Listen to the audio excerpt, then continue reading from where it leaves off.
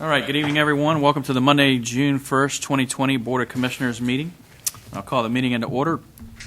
First item of business this evening is the invocation and Pledge of Allegiance.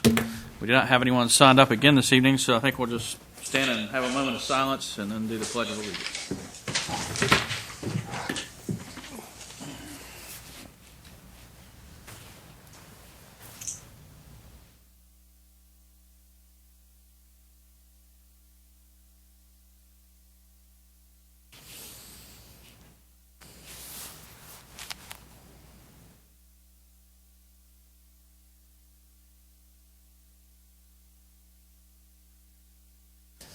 All right.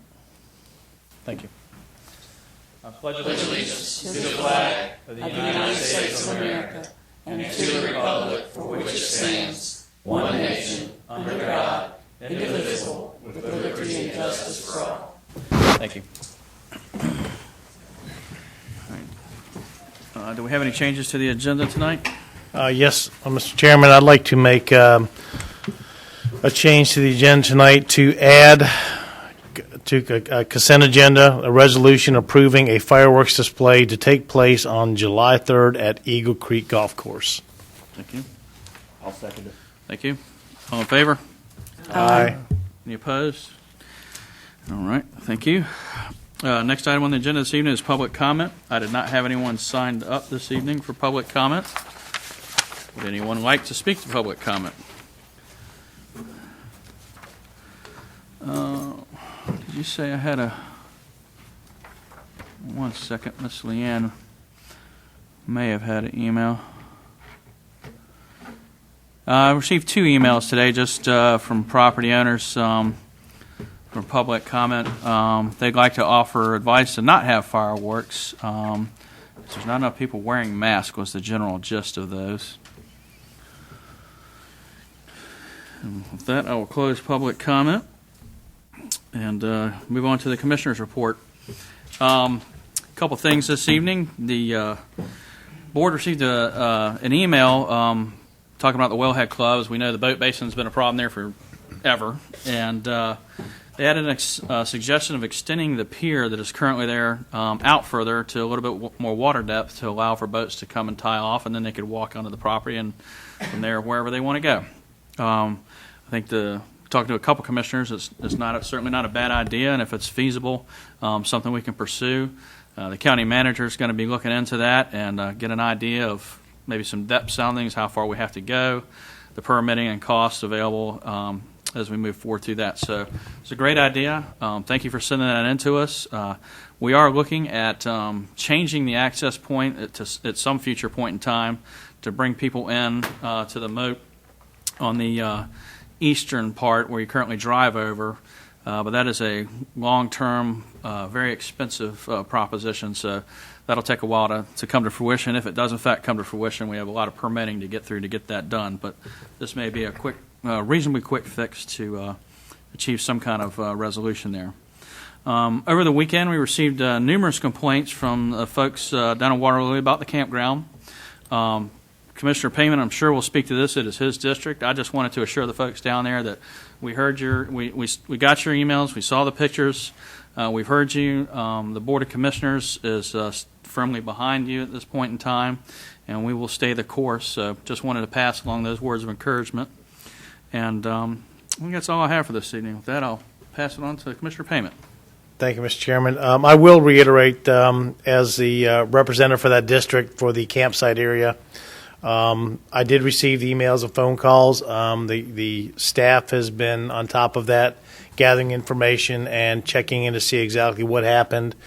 And the staff will be assessing that, and if there's any issues that need to be taken for any violations or any other matters, they will be enacted on. And just wanted to let the individuals know, the citizens of Water Lily, that I believe all the commissioners have received that. I believe most commissioners have probably, if not all, have spoken to the individuals and replied back. So just to let you know, yes, we did receive them, and we are acting on those concerns. And that's, other than that, just I want to let everybody be safe out there.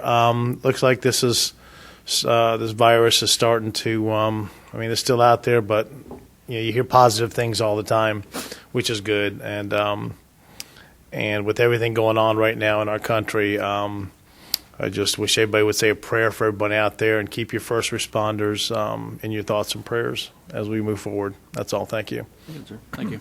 Commissioner Etheridge? Thank you, Mr. Chairman. I'd like to thank the citizens of Currituck County for participating in the Operation Love Thy Neighbor. We're pleased with the success we've had in just a little over 1 month of collecting money.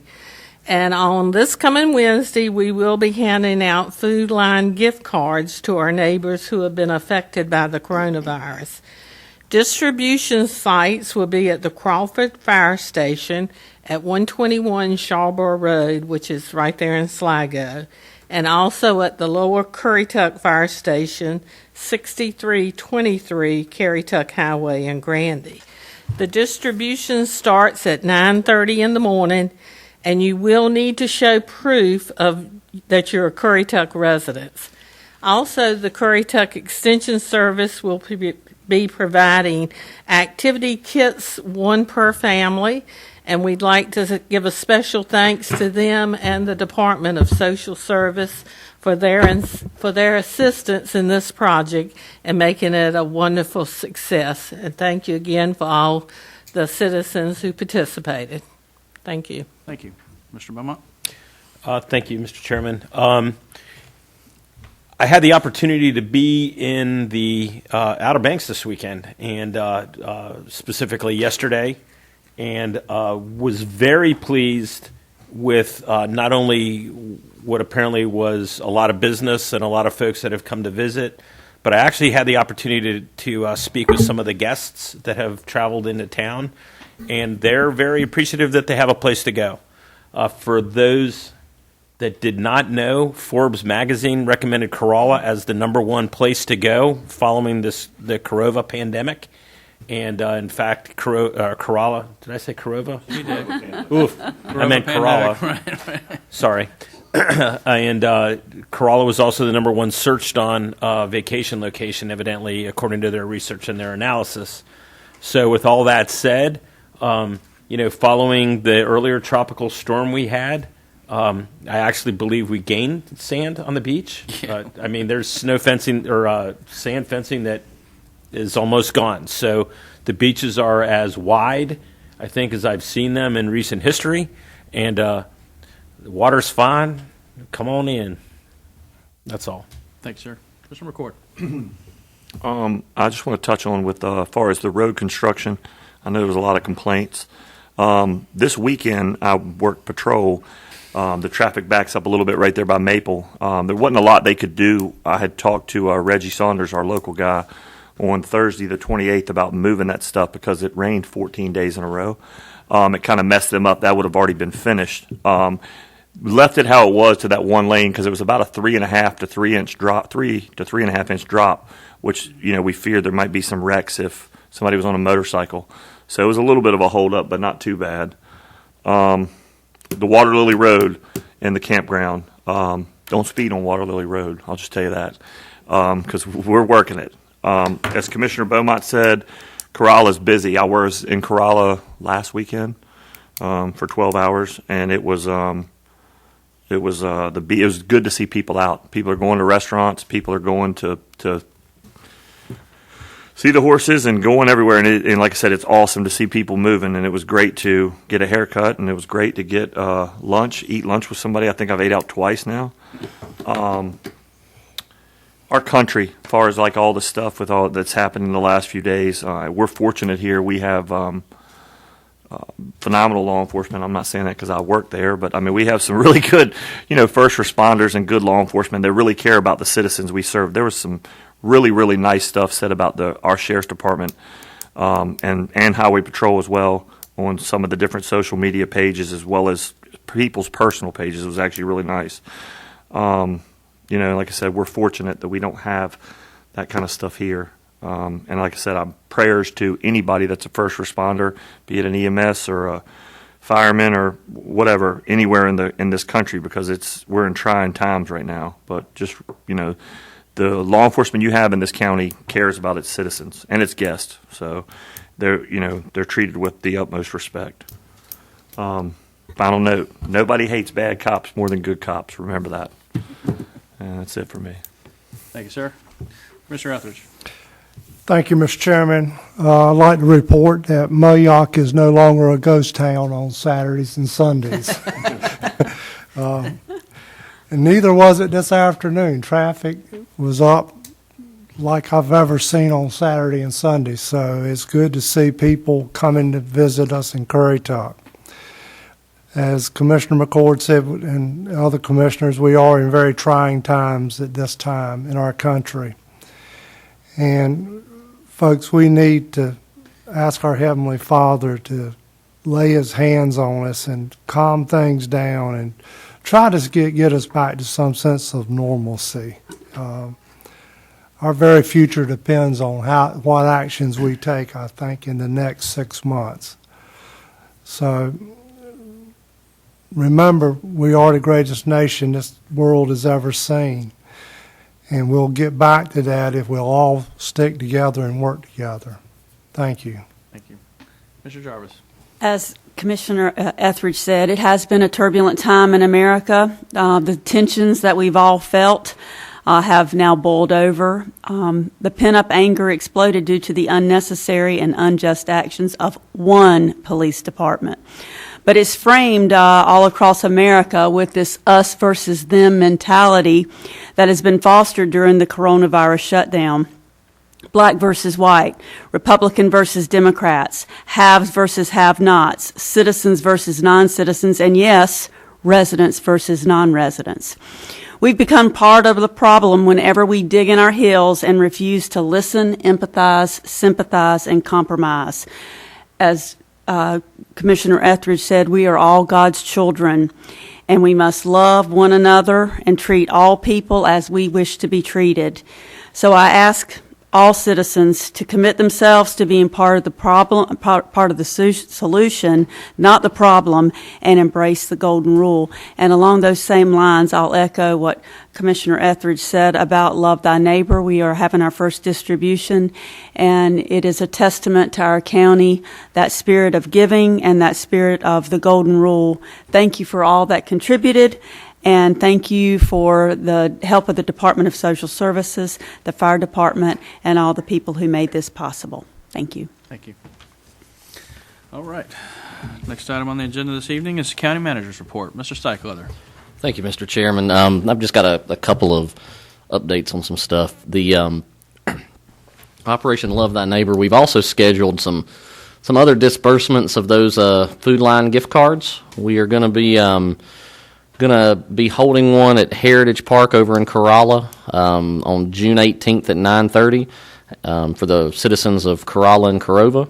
And then we will also be holding one at the Knott's Island Fire Department on June 18th at 9:30 for the citizens of Knott's Island and Gibbs Woods. So, it's just taking us a little longer to get those planned. It's a little easier to get lined up on the mainland than around that way. So we're going to have those. To speak to the issue with Water Lily, we had complaints come in over the weekend. Staff was out there on Monday to investigate. The county also, just as an update for the board and for the citizens out there, we also forwarded the complaint on to the Motor Carrier Division for through State Highway Patrol through the First Sergeant. They reached out and said that they actually needed to see that violation while it was occurring in order to ticket for that. So, but they are going to do some education with the company that did the hauling as well as the campground in order to let them know what is legal, not legal, that kind of thing. And obviously, I think that folks are going to be kind of watching for that in the future. Other than that, we are going to talk a lot about budget tonight. Kind of to segue before we get right into that, I wanted to talk just real quick about occupancy that we're seeing in Corolla. Kind of the data that we get kind of backs up the anecdotal statements that we've heard tonight in the commissioners' reports that our occupancy is actually higher than it was last year, which is really good. They're booking very steadily going forward. As you all know, that's probably the single largest economic driver for our economy. So it's great that folks are coming here to stay. I will caution the board about being overly optimistic until we see if those folks are spending money for sales tax. As you know, that's going to be the big hit for us this year. So just wanted to kind of put that out there as we get ready to go through budget presentation, because it is a weird time to try to craft a budget right now. So other than that, other construction projects are moving along as best they can in light of the wet weather that we've had. There's more masonry work going up over at the Public Safety Center. The Maritime Museum's coming along nicely. We would expect for the board to have a presentation from Michelle Perry, our Assistant County Engineer, at the next meeting. We're going to be going out to bid very shortly for the exhibit portion of the Maritime Museum. So we're still shooting for to have that facility opened before next season, and that's looking pretty good. We also have the ABC store that it has broken ground and is moving right along. So, and then the park up in Shingle Landing Park up in Moyock it was a little waterlogged the other day when I went by, but they're doing their best. So with that, I'm happy to answer any questions the board may have about anything. Ben, can you say something about mosquito control, mosquitoes, et cetera, because Yeah, Lord knows the state bird is back, and it's brought a whole bunch of its friends. Certainly. So mosquito control, the way that we handle that is we contract out for mosquito monitoring. That's done this year through Albemarle Regional Health Services. So their environmental health section has got an arm that can do they set traps and count mosquitoes. And once it gets to a certain level, they start to make recommendations to do some kind of mosquito control program.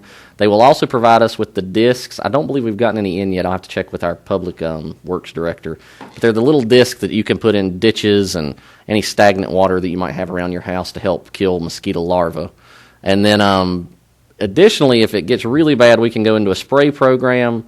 But, I mean, the reality is the spray program is not terribly effective because it has to come in direct contact with the mosquito in order to kill it. And, I mean, it's just not as effective as some of the other things, and it's really difficult here because of our elevation or lack of elevation. But if you are around your home, if you have standing water that you can eliminate, I mean, if you've got, it sounds funny, but even dog dishes outside, or if you've got some tires sitting around, those are the world's worst to breed mosquitoes. So encourage folks to kind of clean up around your site as you can. But that's how we handle the mosquito control as best we can. We are surrounded by the Great Dismal Swamp, so we. And just to add to that, if spraying ever became an option, their guidelines, they can only spray, they got to stay a certain distance from waterways. So if you live near on the water, Yep. they can't spray that close anyway. So they can only do the mainland areas. If you're on a canal or something like that, you're not going to get a truck spraying down your place. And folks can opt out of, spraying. So like if you have, for instance, bees, you can opt out so that we, because it doesn't just target mosquitoes, it targets all insects. So it's not our first option by far. So the discs, and then just trying to keep properties as clean as possible. But with the amount of rain we've had in the last month, it's just and the lack of a cold winter to kill some off. It's probably going to be. I know I've noticed it at my house as well. There's a lot of mosquitoes compared to other years. So And if I could just add, I'm sorry, Excuse me. Where do you get the discs from? Who do we call? We wanted some. Public Works is usually Public Works. yeah, Leighton Earwood or Donna Keene at Public Works. You could reach out to her.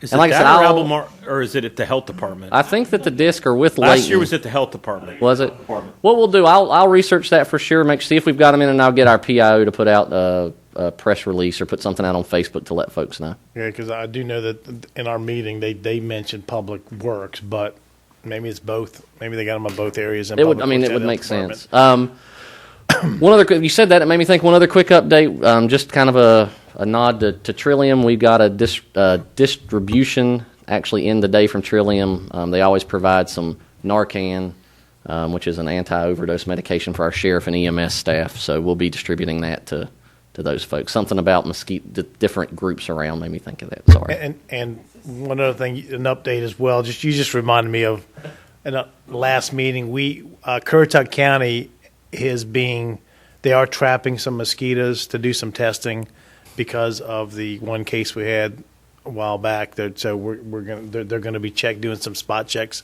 in Currituck County to make sure no mosquito-borne issues are going to come up this year.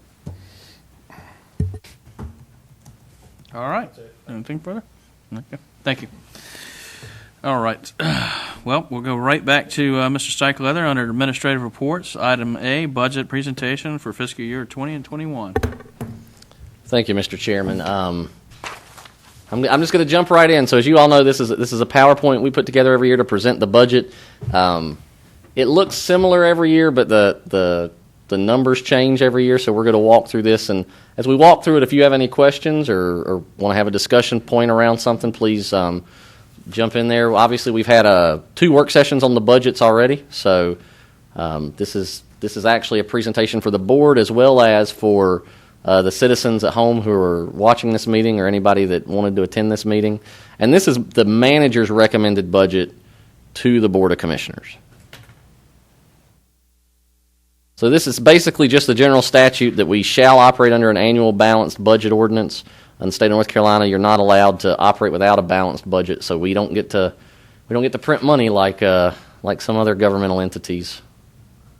Where's the fun in that? It says one of the major responsibilities, and it is quite possibly the biggest responsibility for the Board of County Commissioners is the budget and the establishment of that fiscal policy. What we're getting ready to go through tonight and what you all may adopt at the next meeting is essentially spending everybody's hard-earned dollars, and it's a big deal. And I think I know I speak for myself and all the staff, and I believe for the Board of Commissioners when I say that we all recognize how serious that is, and we take that fiduciary responsibility as one of our most important. You have 27 individual funds that are assimilated into the county budget. That's everything from watershed funds to fire tax funds to you've got a sewer and water service district fund, OC tax fund. So all of those funds come in to make the total county budget. The one that everybody kind of thinks about when they think about a county budget, though, is the general fund. So this is the fund that is going to cover everything from the tax office to registered deeds to sheriff to animal control. This is going to fund the bulk of the services that most folks receive as citizens of Currituck County. We're not recommending any change to the countywide property tax rate. It's going to remain 48 cents. There was a slight increase.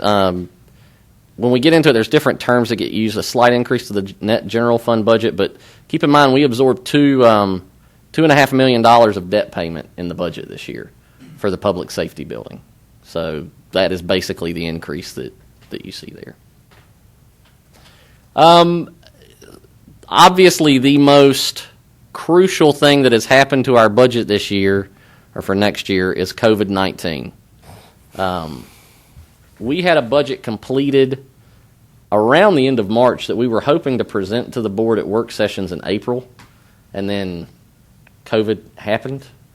We then reached out to our partners in the rental management companies and asked them what they were kind of seeing on their trends on their rentals and what they were projecting. Across the board, they were all projecting a 40% reduction in rentals, and obviously with that becomes reductions in sales tax. Also, just having worked in local government, going through the recession that started in 2006, 7, 8, depending on where you were, the second order effects of something like a 14% unemployment rate don't happen today. It'll be next year before we start to see some of these longer lasting effects, such as a downturn in construction, a reduction in the number of houses being built. As people start to not be able to get approved for loans and that kind of thing, you start to see it later. And so there's some other things that we reduced, such as building permit fee revenues, because of the fact that I think we could see some of that in the second half of the year. So because of all that, we've recommended no new positions or salary increases. Most all of the capital items were removed from the budget. We will re-examine the revenues again in December and January. I mean, you heard me say in the manager's report that we're seeing an occupancy rate higher than we had last year, so we're very hopeful right now that that'll continue through, September, October, and that those folks are going to spend money in our community in large quantities. Right now, we know people are here. We know that they've booked houses. We don't know what's going to happen potentially with COVID in the future or with governmental mandates in the future. And we don't know that people are spending money in businesses.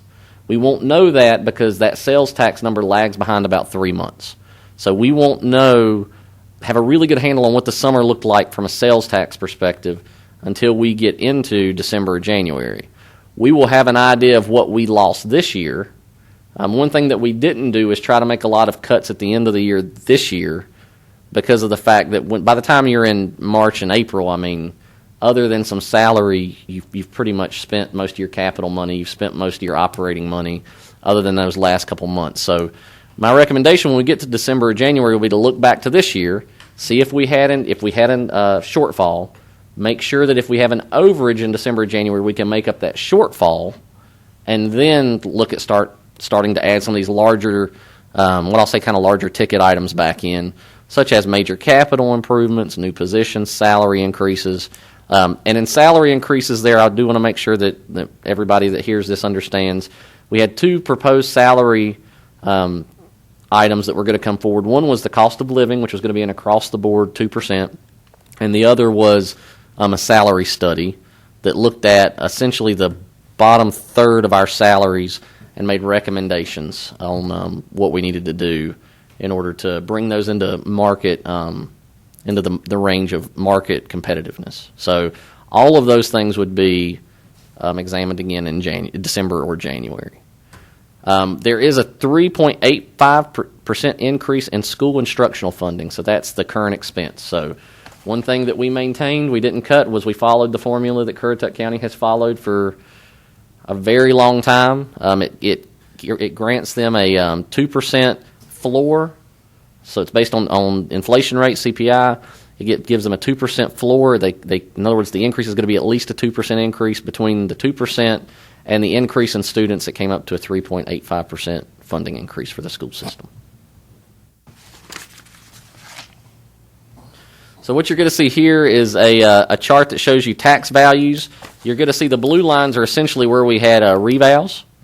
We're going to have another reval that will become effective next year. What you'll see here essentially is a large uptick in 2005 and a large downturn in 2013. Because we do revals every 8 years, that essentially means that whenever you have a major market shift, it takes a while sometimes for it to get to catch up. So 2006, 7, and 8, when we had the reduction, you didn't see that until you hit 2013. And you can see we've got a general trend forward, and up, kind of on the same rough pace that we've had for the last little while. This is a breakdown of our tax base by region. It is, by and large, the same as it was last year. I went back and compared just because I was curious. I would anticipate that when the reval comes in, you will probably see Moyoc gain some share of that pie, as well as with the new construction that's occurring in Moyoc. You've got, Currituck, it's 3 subdivisions, Glenmore Ridge, Wentworth, and Waterley, that are building at a pretty rapid rate. And then obviously we've got the Foss development, which is coming. So I would anticipate seeing the Moyoc Township really show some growth between now and whenever we have this chart next year. Once again, you see tax-based valuations. Just pointing out again those, essentially those revals. And then showing that overall, though, if you take the revals out and you stack it, the trend has been up for, the last 20 years. It's moderate increases, but we've seen increase in our property values every year. This is breaking it down by region, and this is going back looking at a historical look just to give people kind of a sense of where we've been with where our tax base has resided. You can see the growth that has occurred on the mainland really since the last reval in 11 and 12. So that's what you're looking at there. Those are years right before a reval, and so like I said, I'd anticipate that the mainland probably picks up a larger share of that as we head in. Tax rate since 2011. You'll see the change from 32 to 48.5 cents. That was the reval year. So property values went down, and so the tax rate had to go up to remain revenue neutral. And I'll get into this just as a real high level real quick. When I say revenue neutral, that means that that's the number the tax rate has to be set at so that you're bringing in the same amount of money after a reval as before the reval. So you'll hear a lot of that conversation as we get into next year's the budget in a year, but that's essentially what revenue neutral means. So 48.5 cents was revenue neutral in 2013 and 14. I wasn't here, so I'm not sure exactly why, but the tax rate was reduced by half a penny. And so, essentially, once you reduce it by that half a penny, you weren't revenue neutral anymore. So, just as kind of a historical footnote. These are the tax rates across the state. The lowest, obviously, as you can see, are based in mountain communities, typically second home communities. And the other thing is mountain communities have a lot less services than coastal communities are going to see. That's pretty common. Your highest are your counties that have lower populations and have, in some cases, pretty high poverty rates. Currituck County, though, luckily, 9th lowest in the state. We gained a position this year. So we were 10th last year, so we went to 9th. Top 10, baby. Yeah, yes. So this is going to show the average tax rate, what's happened at statewide versus Currituck County. You can see those revals happen.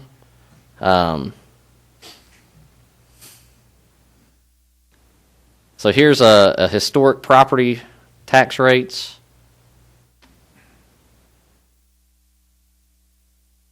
And so we talked about this last year. You can see, as the tax rate drives down in the 70s, I'm going to assume because of the beach development starts, your Outer Banks development starts, which gives a tax base. And then you'll see it really stabilize since roughly 2000. Stays very flat. So, except for revals. Property tax collections. This is the amount of money we actually collect. So this is a very important chart, and I said this, I think, last year. You don't want your purple line to go above your red line. That's a problem. I don't think it's legal, actually, if the purple line goes above the red line. But you want to see a spread. So we don't have the data yet for 2020. The actual data won't come in until we get to the end of June. But you want to see that good gap between there. And what that means is that while we estimate this is how much we're going to spend, this is how much we actually spend, which means that we're being good stewards with taxpayer dollars. And then that little downturn is what you see due to the budget changes we've made this year. This is basically the revenue sources. This is where our money comes from that we spend. 50% property tax. Other taxes, 8%. The bulk of that is sales tax. The large bulk of that. Fund balance grew a little bit this year because we added a little more. Like I told you, I think in the budget workshop, we always budget some fund balance, but I'm going to go back. Because our purple line never actually touches our red line, we don't ever end up spending that fund balance. So this year, if there's a year, though, where we could actually spend some of it, it'll be this year. If I had to estimate, if the economy was as dire as I predicted in the budget, then we'd look at a fund balance in the general fund having to get into it somewhere around $500,000. What's the 17% miscellaneous? Just all kind softball, baseball. It's just Like a different fee. just a bunch of small They had a lot of tournaments this weekend. stuff. They did, yeah. So we had a tournament this weekend. Proud. I think from everybody I've heard, we might be one of the few places holding tournaments, but we were able to do it. We had no complaints. It was, we had to go out just a couple of times. Staff didn't say, listen, do you mind spreading apart a little bit? But overall, everybody practiced good, safe social distancing, and the families that were there were really happy to be able to have a place to go and play travel ball. So I'm sure. we had a team come from Maryland, I think, come down to play. So They let him out of Maryland? Yeah, right. Just who approved that? So this chart, real quick, property values are on the left, then it's multiplied by the tax rate, then it heads into because we don't actually ever plan to collect 100% of taxes. We collect a pretty high collection rate here, but 99.8% is what we budget. And so that's how you get to $31,129,660. So that's the property taxes we anticipate bringing in. This is the numbers that break down for the different revenue sources. Here is your, by departmental function. Public safety is a large piece of the pie, but that's because the money for the fire departments routes through the general fund. And so that's the reason that it's so large. I mean, with the fire funding that we provide for, you know, and when I say we provide, there's some service districts that pay as well, but that money comes in and then goes back out through, as well as occupancy tax runs through the general fund to fund some of these things. But public safety education is obviously a large chunk. Debt management was a very small chunk until this year, but it grew because of the public safety debt that we took on. General governmental is everything from finance to IT to county manager's office, tax office, that kind of thing. And then community development protection is planning, inspections, that kind of thing. And then human services would be DSS, what we pay to the health department. This is what we spend money on. So all of those break down into this. We take education out separate, but you're looking at personnel services. That's basically salary and operating expenses. This year, capital outlay is 1%. I can tell you that number is a lot bigger normally. But like I said, we cut capital outlay pretty deep to be able to make it work this year. And then debt service. By departments, these are the largest appropriations we have. Public schools, obviously, is the largest single recipient of county money.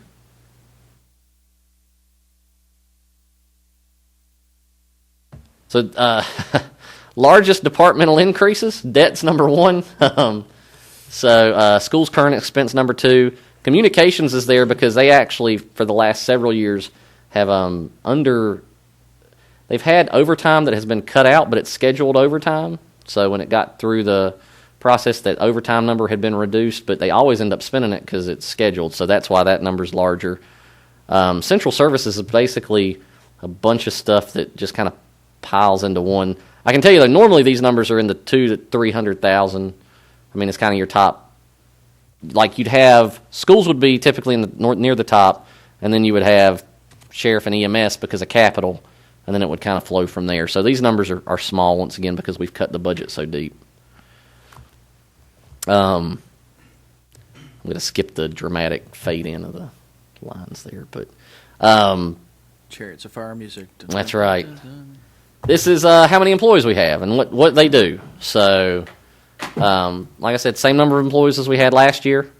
Not projecting any additions. You can see that. So blue is general government, red is public safety. There's a little sliver called environmental protection that sits in there that you can barely see because it's small, but that's soil and water. Community development's yellow, cultural and recreation is green, human services is orange, and enterprise funds, that's water, sewer. Those are the blue on the other end. And this is kind of how those are broken down as a percentage. This was an easy slide to put together. So no new positions are proposed at this time. I said we'll reevaluate that in December or January. So these are the schools. This is historically on their current expense. What's happened? Actually, our finance director and I both went and checked the numbers 2 or 3 times because we ended up with the exact same percentage change for 2 years in a row, which seemed unlikely, but it is accurate. The inflation rate was lower this year, but they had a larger increase in their ADM. So this is kind of, so what you saw back there was the formula. This is adding a little bit to the formula. This is the CT coordinator that we've pledged to fund, I think, several years ago. That number went up. We did ask the school system why. They went from a 10-month employee to a 12-month employee. So, and capital outlay, you can see there is $1,025,000. In your budget ordinance, there's a number that says 1.375. That includes some money that we transfer into a construction fund for future school, like actual school construction, like a new elementary school, new, whatever. Not for smaller projects, but for a large project. This is the debt that is still outstanding with the county. you can see the bulk of our debt is funded through utility fees. Most of it exists in either water or sewer. We've got a district tax on wellhead stormwater. When that rolls off, there is a potential that stormwater district may want to take on some more debt for one more project. They're going to cash a project this next year, and then maybe debt one next year, but it would all be paid for through there. And then the public safety facility, it's in the general fund, but it actually is paid for with transfer tax. So that's the money that is revenue that is brought in from the sale of every piece of property in Currituck County. So operating budget. So that was all, everything kind of capital and everything. What we're going to get into now is this is the operating budget, what it takes to actually run the county for the next year. These are the numbers. You've got, and this doesn't include debt either. So you've got your general fund, your special revenue funds, which is everything from watershed districts to the road district, for instance, up in Corova. Enterprise funds, which is water and sewer. And then post-employment benefits is a fund that we maintain to make sure that any employees that get insurance when they retire, we're solvent. That liability doesn't have to be carried by the general fund. So an actuary gives us the number that we should kind of set aside each year, and we budget that into there. You don't always use all of that, but it just depends. So the operating budget, when you take debt and everything out, was actually a 4.07% decrease over the current year. 2.2% decrease just in the general fund. And like I said, there is debt for the public safety building that causes that to be not quite as great of a decrease. Promotions budget increased by $1 million to help offset. And if you remember, we had that discussion in the work session to basically help offset any COVID-19 pandemics, and that'll be straight promotions. That's not tourism related. And there's a small increase to enterprise funds. If you remember, we talked about a capital improvement plan at the retreat that we had. We're going to move forward with those projects. They were going to be covered out of essentially what would be called fund balance. We call it retained earnings, but fund balance in the utility side. So we jump out of there, Ben. Just for the general public. So the tourism has two different spending brackets within that, right? And so if you would just expound on that a little bit so that people understand that the tourism promotion is that is fund restricted. It has to be spent a certain way. Right. So statutorily, our tourism funds, OCTAX funds, have to be spent a certain way. Essentially, it is 2/3, and I always get this backwards, so Ike's going to jump in and tell me if I get it wrong. Or Sandra can, either one. It's 2/3 for tourism related and 1/3 for promotions. Right. And so we essentially are required to spend a certain amount of money on the promotion side. It can't go to anything else. All it can be used for is basically advertising or functions or events to try to bring people to Currituck County. Now, I do want to make sure everybody understands, that doesn't necessarily mean that we're bringing them to come sit on the beach either. I mean, that could be a whole host of things. I mean, it's promoting I just said we had a family from Maryland come down for a ball tournament. I mean, that's tourism. So it's anything that can promote tourism anywhere in the county to get visitors to come in and spend their money in Currituck County. We have got a very healthy fund balance in promotions. In light of everything going on, the board in our work session felt like that it would be wise to spend some extra money there so that we can make sure that while we're seeing an increase in occupancy, we don't see a trail off if something happens. Your tourism director is here, and she's here to answer questions as we get into the TDA budget. But basically, I mean, they're going to spend a lot of that money where the trend is for it to go into advertising on streaming platforms. That's where a lot of people are taking their media, their entertainment in that way now, and so some of it will go to that. But yeah, so it's two very different pots of money. The tourism related are things such as facilities. We use some money to help with the staff up we need for sheriff and EMS at the beach. We use it for things like the lifeguard contract, a whole host of things that help make our community more appealing to tourists, but it's not directly in advertising and promotion.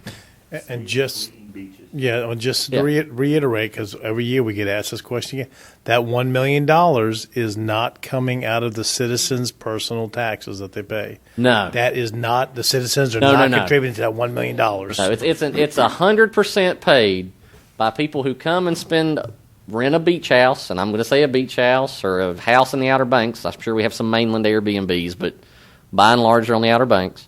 They come, they rent that, and then they are charged an occupancy tax on that is then given to the county, and we use it for this. This has no property taxes, no sales taxes, no. If you pay your dog fee, you're supposed to pay a certain fee every year, dog tax here in Currituck County, that doesn't go to it. It's just occupancy tax. So if anybody out there sees that, that's all that is. Okay, thank you for that. I appreciate it. You're welcome. We went into this kind of the same thing at the first one. I mean, no new positions or salary increases. Capital spending was cut by 81%. So, when you can cut a lot of money from a capital budget if you need to. I mean, a lot of ours is vehicles, but I mean, we can make do. I mean, we're going to scrape by and we're going to make do. We might not have to scrape by till December, hopefully, but I mean, we've got to do what we've got to do to make sure that we're good stewards of the taxpayer dollar. So. And then once again, we'll reassess again in December. I sound like a broken record this year, but there's not a whole lot I can say about a budget that's been cut this deep. So, some other kind of points to make. We did increase building permit fees. We had some discussion around that. They went up quite a bit, but we went up enough so that we can cover the cost of inspections by the building permit fees that are issued. So there's a statute that says your building permit fee money cannot go to anything other than building inspections and the process it takes to make that happen, permitting and inspections, essentially. And so, in my opinion, I do not think that it is, I don't think property taxes or sales taxes should go to subsidize that function of government, because obviously when people come and get permits, they are spending money either to better their own property, which I appreciate that that's not somebody who's making money, but they've budgeted to be able to do that, and it wouldn't be that much on those type of projects. Or you've got somebody who's making money because we are able to do building inspections and permitting. And so it lets it pay its own way. So the other thing is that I'm recommending is let me back up. Solid waste tipping fees, that's where you go to the actual transfer station and go over the scale. That's going up basically just to cover the cost of what they charge us for tipping fees. And there's some new airport fees. Our airport manager has recommended some fees that are really common in that industry that other airports have, overnight fees, that kind of thing. So when people come and stop and don't buy fuel from us, there's some charge. If we have to come out at night and put fuel in, there's a surcharge for that, and they're pretty common things. We've just never had them. On the solid waste side, one other thing that we're going to try to do to save money, we're going to try to do this to save money, so hopefully if we have to raise fees, they don't need to go up as much but in next year's budget. But if we limit construction and demolition debris and allow that stuff to only be disposed of at Knott's Island Convenience Center, Gibbs Woods Convenience Site, Corova Convenience Site, and the transfer station in Maple, we think we'll cut the number of hauls we have to make in and out of our other convenience sites. Now, we left those 3 convenience sites in there because it is obviously a long way to drive from those places to get to Maple. The others, it's a little further, but the fact is we are spending roughly $400,000 a year just to haul bulk boxes. That doesn't include the tipping fees. That's just literally the charge to haul. I brought to the board and to just do away with bulk boxes in general. The board, looking out for the citizens and trying to keep me from getting hung in effigy, I think, recommended that we try this as a first measure. So we're gonna limit construction and demolition debris so that we can see if we can see some cost reduction there and kind of limit any increase we'd have to the annual household waste disposal fee. Now, under demolition, does that cover limbs and That's brush. brush? That's brush, so that's different. So that would still, right now, that would still be able to go to the convenience sites. This is bricks, this is concrete, this is wood, this is... For instance, on Sunday when I went to the convenience site in Grandy, a pickup truck hauling a big flatbed was full of 2x4s, fencing, concrete, and he was taking it to dump it off. Yeah. I went Sunday and I had to bulk box shop. We got new furniture and had to get rid of a love seat and a sofa. And I was 0 for at Moyock, 0 for at Charborough. I had to bulk box shop, so I spent more fuel if I would have waited. Yeah. No, I finally I was lucky at Barco, and but it was bad, so I went to 3. Yeah, so and something else that we will be doing, it's not really a budget thing, but that came out of the budget work sessions, we're going to be sending out decals to folks this next year, starting sometime probably in July to August. You'll have to have those decals in order to use our convenience sites. Those will go to everybody that gets a tax bill. We're still working through the process, but we'll roll that out and put information out as we get towards that. We probably wouldn't start to enforce it until September or October, but just to kind of get folks thinking about that. So yeah, so that's one way we're hoping to kind of save some extra operating money from solid waste. That fund, we've got to do something because the cost of disposing of solid waste is getting more and more expensive.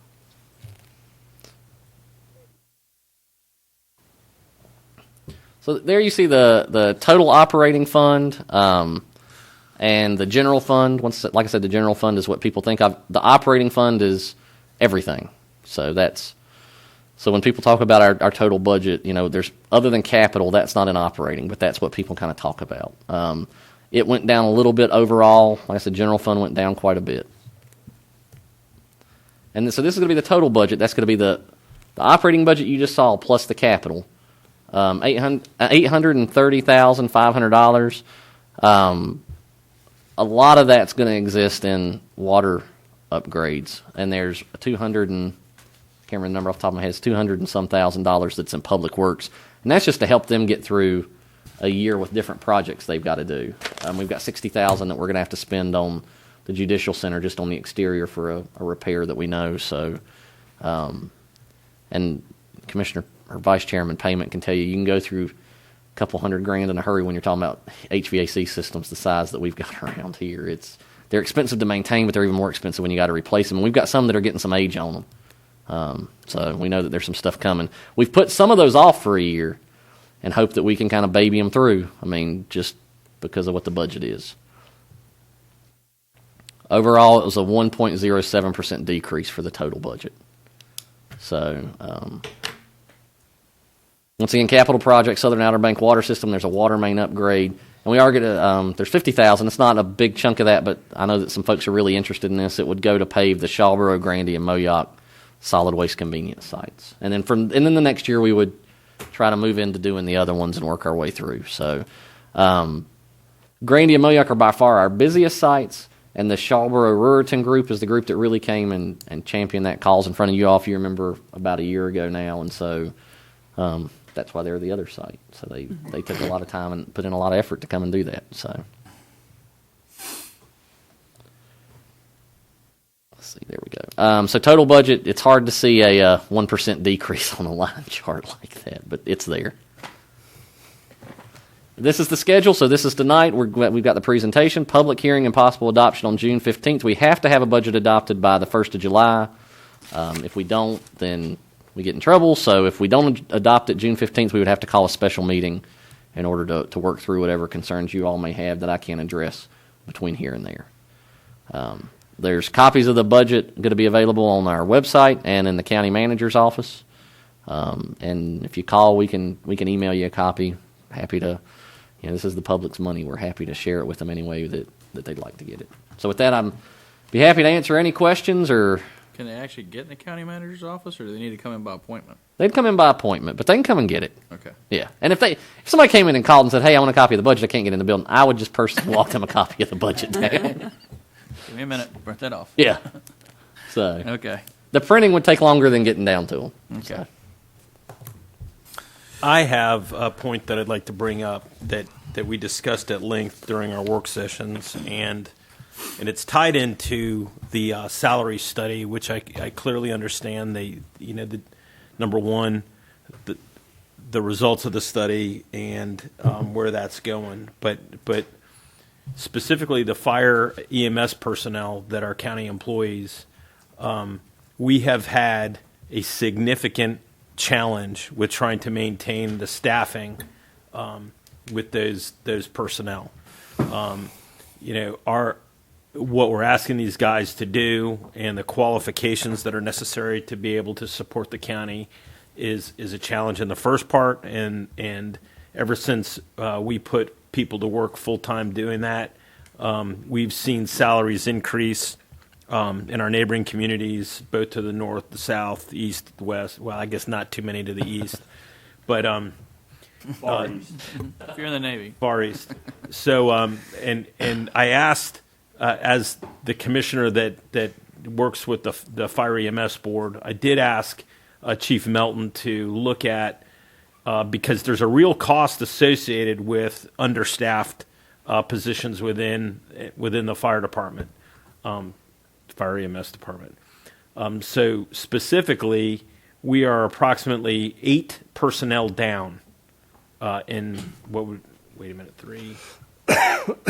7 personnel down as of right now in staffing of our fire EMS personnel.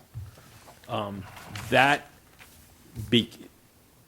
is bad, but it gets compounded by the fact that there's holes in the schedule that still have to be filled, which currently we're filling with personnel working overtime. So what I asked Chief Melton to do was tell me just what is the overtime costs associated with filling those 7 positions. The estimated cost in the month of June is $45,000 alone. So that is what we are going to spend in overtime charges just to get those holes filled. I know we've talked about where in the budget, if in the budget, and I understand that there is no fat left.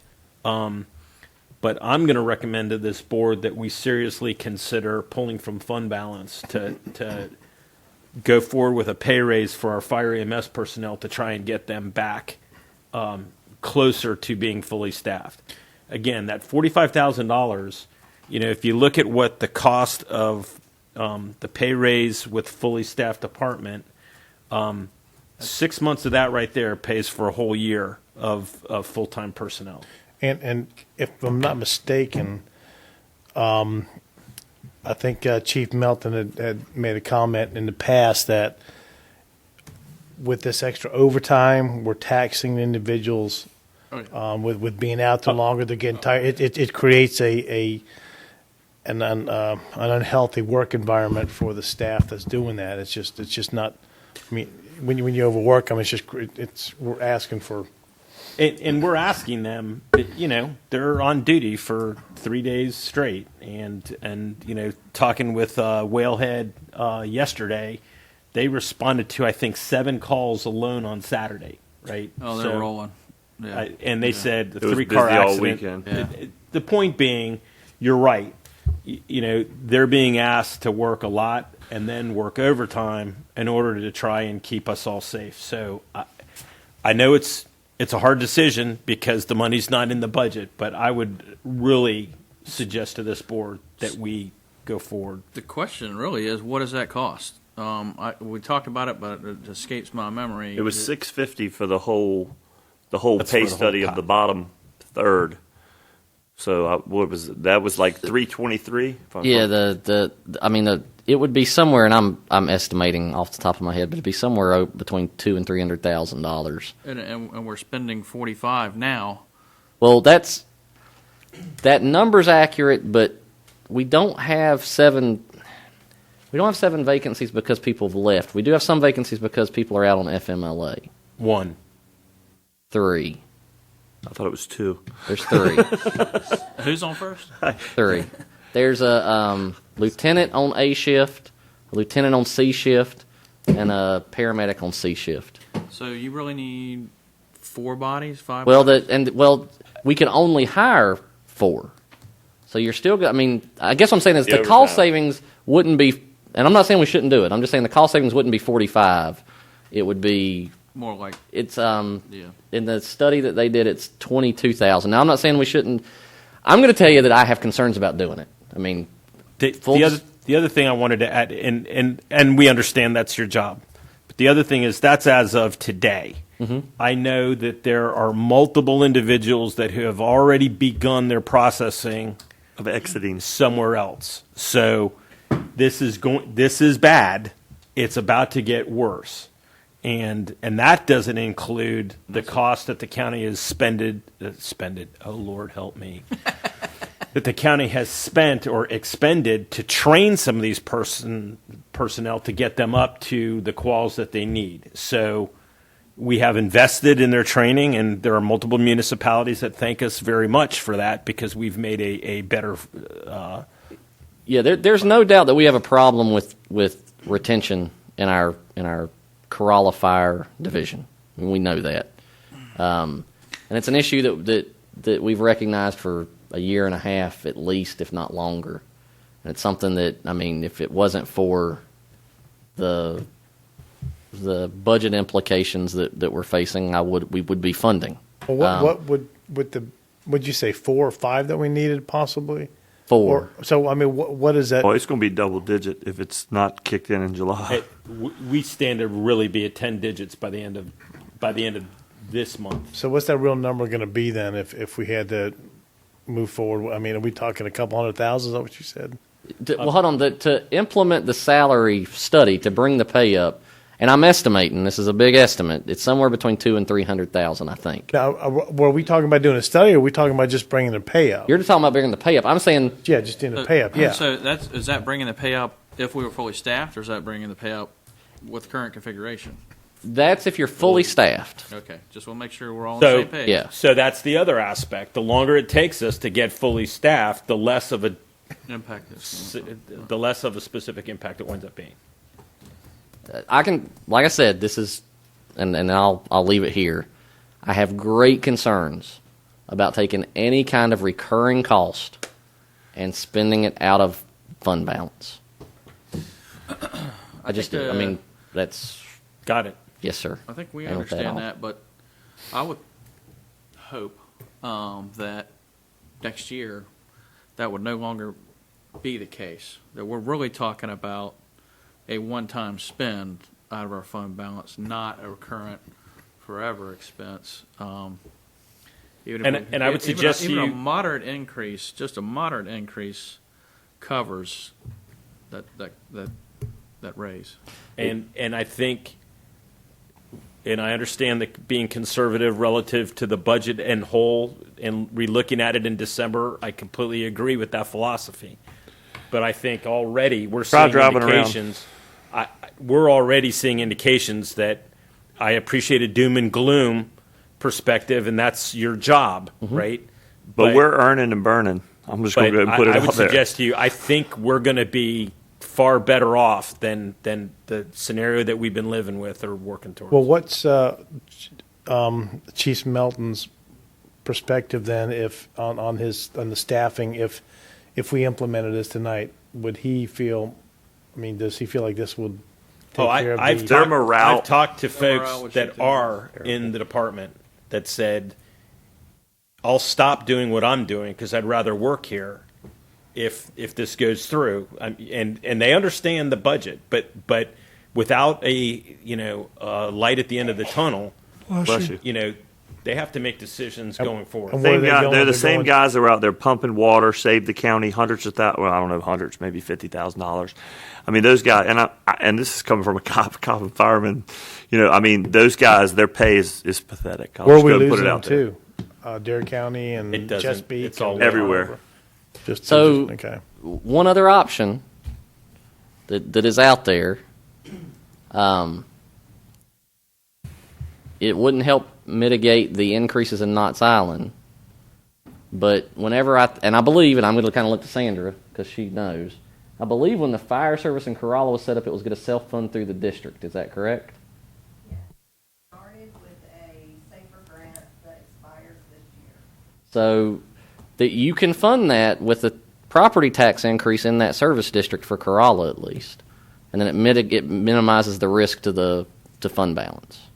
And the problem with that is, and I'm on the board, I beat that to death, that this was going to be enough money going forward when we came out of this. You inherited the problem. I understand that, but, I mean, we had at-length discussions with Dan and that this was going to be enough money, and the chief, that they had it under control, and I don't know if anybody in Corolla is going to be supportive of that at all. Well, and I'll give another aspect of that. One of the things that we've learned, especially in probably the last 6 months, is we have a legit no kidding, fire response, highly trained fire response team in Corolla that has begun, as part of a standard call out, has begun responding almost, automatically to the mainland to either back up in Lower Currituck's case, backfilling Lower Currituck if they're responding. But so the point I'm making is it's a benefit to Currituck County, not just Whalehead. And I've had to entertain the questions, why, if our taxes are paying for these people, why are they running around on the mainland? The answer is they are still and always have been significantly funded through ad valorem tax. That they're not 100% funded through the fire tax, the fire district tax in Corolla. So that becomes an easy response. And I guess maybe you can answer this, Commissioner Beaumont. When the hiring process takes place for these firefighters, I mean, they're aware of the salary they're going to get and their duties, and when they know it's available in surrounding counties, are they just? I mean, I guess why are they taking the position then? If I think what happens is, I think it's twofold, right? One, I think we eat our young, right? And they're building their resume. You got young folks that come to work in the county. We're shorthanded. Some we can backfill, others we can't, but we're still shorthanded. And so, constantly having to do overtime on top of your, lengthy, it gets kind of tiring. And so I think from one aspect, that becomes, a lot, because it's not just, do overtime for a brief period of time. This is the norm now. This is the way we operate right now. So exactly. So I think that's part of it. And I know I've talked to folks that left and went elsewhere, and the answer was, well, I only have to work this if I go there. So that becomes an aspect of their lives. And then the other thing is, money can be that on top of burnout. It's hard to retain.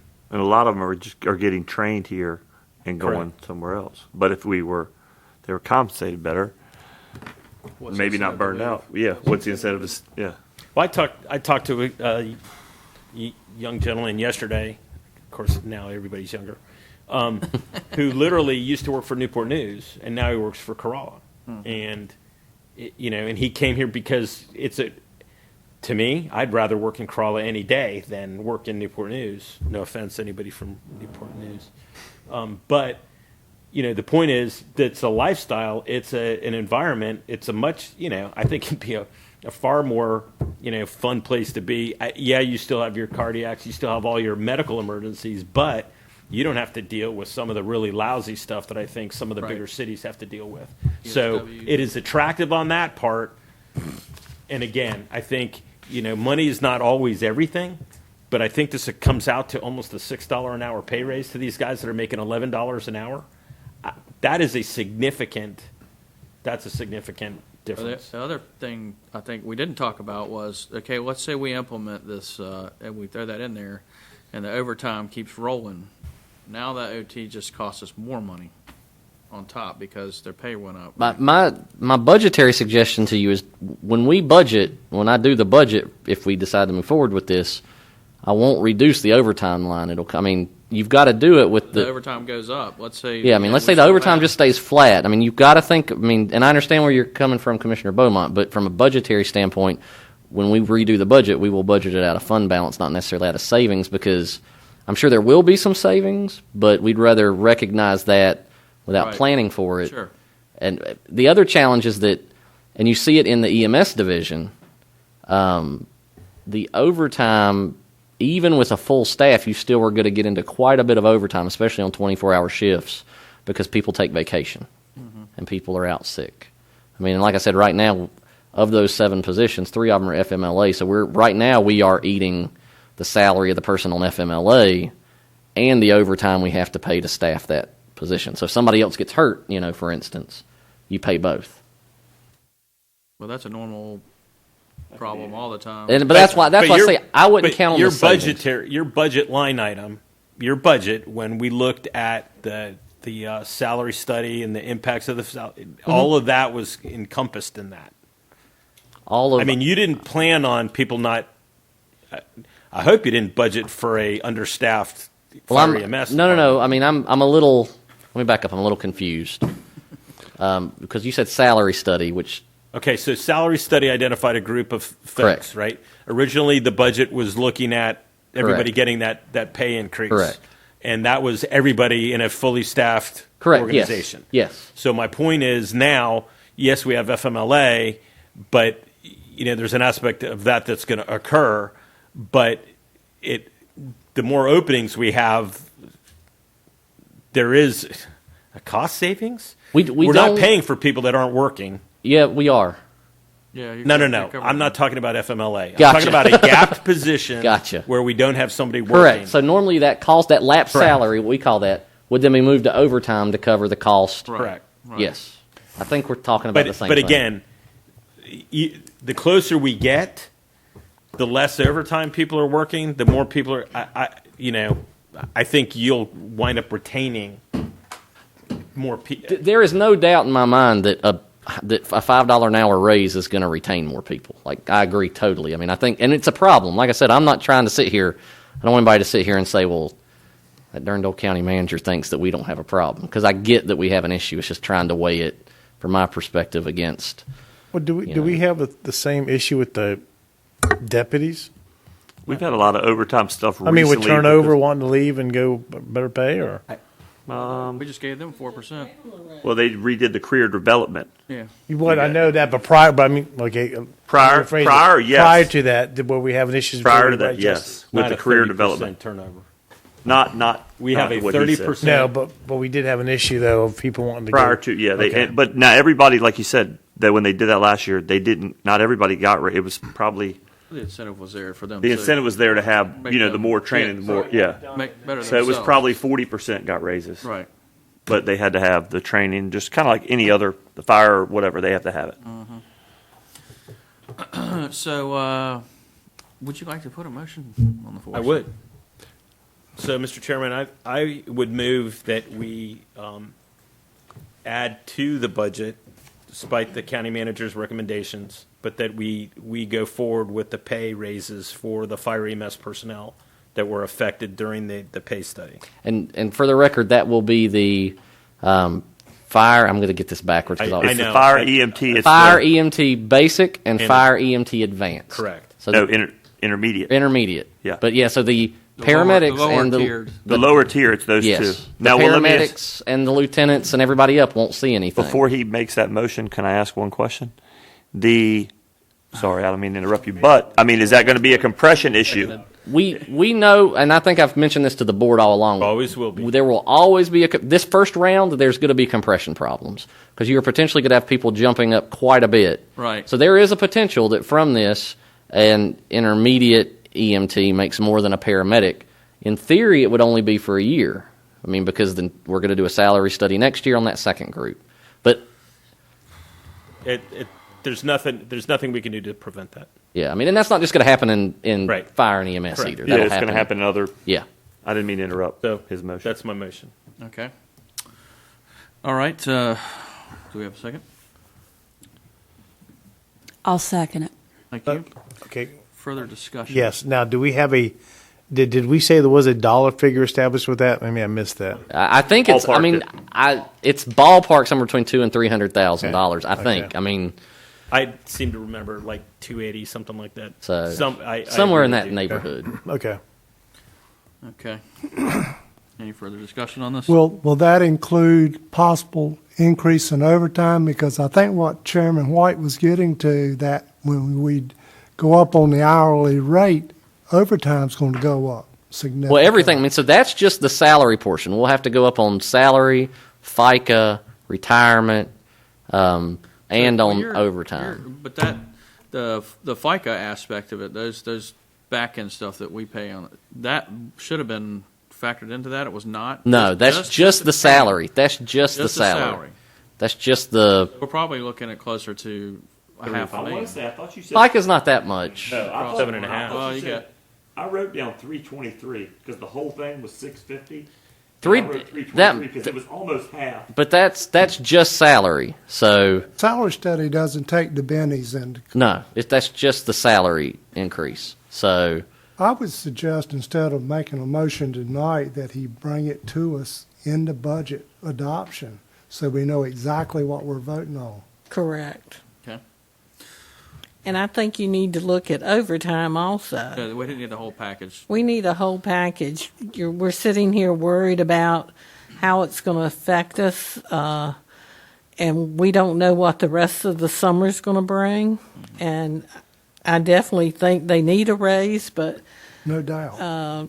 we've got to certainly look at everything before we jump into it. So I'm like, Sign Oh, up, and Kitty, Miss Kitty, whoever you can it sign, Miss was. Kitty, you can sign up for a ride along with me on the weekends. Okay. Because the traffic is, they're right. coming down here. So, Would you be amenable to that? yes. Okay. So would you withdraw your motion? To Second. My Okay. second, I'll withdraw my I'll second. withdraw my motion Thank you. and Okay. would change my motion that asks that we get a full analysis of what the cost of salary and full impact to the county's budget is. including overtime.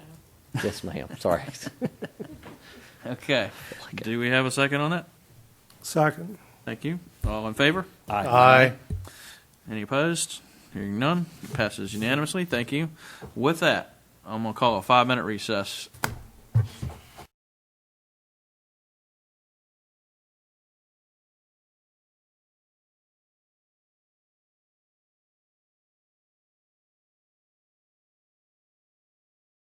All right, we'll reconvene the Board of Commissioners meeting. Thank you. Mr. Cycleweather, do you remember where we were? We had just gotten a motion in order to bring back the cost of increasing the basic and intermediate fire EMS personnel, sitting on budget, open any more questions that the board may have. Okay.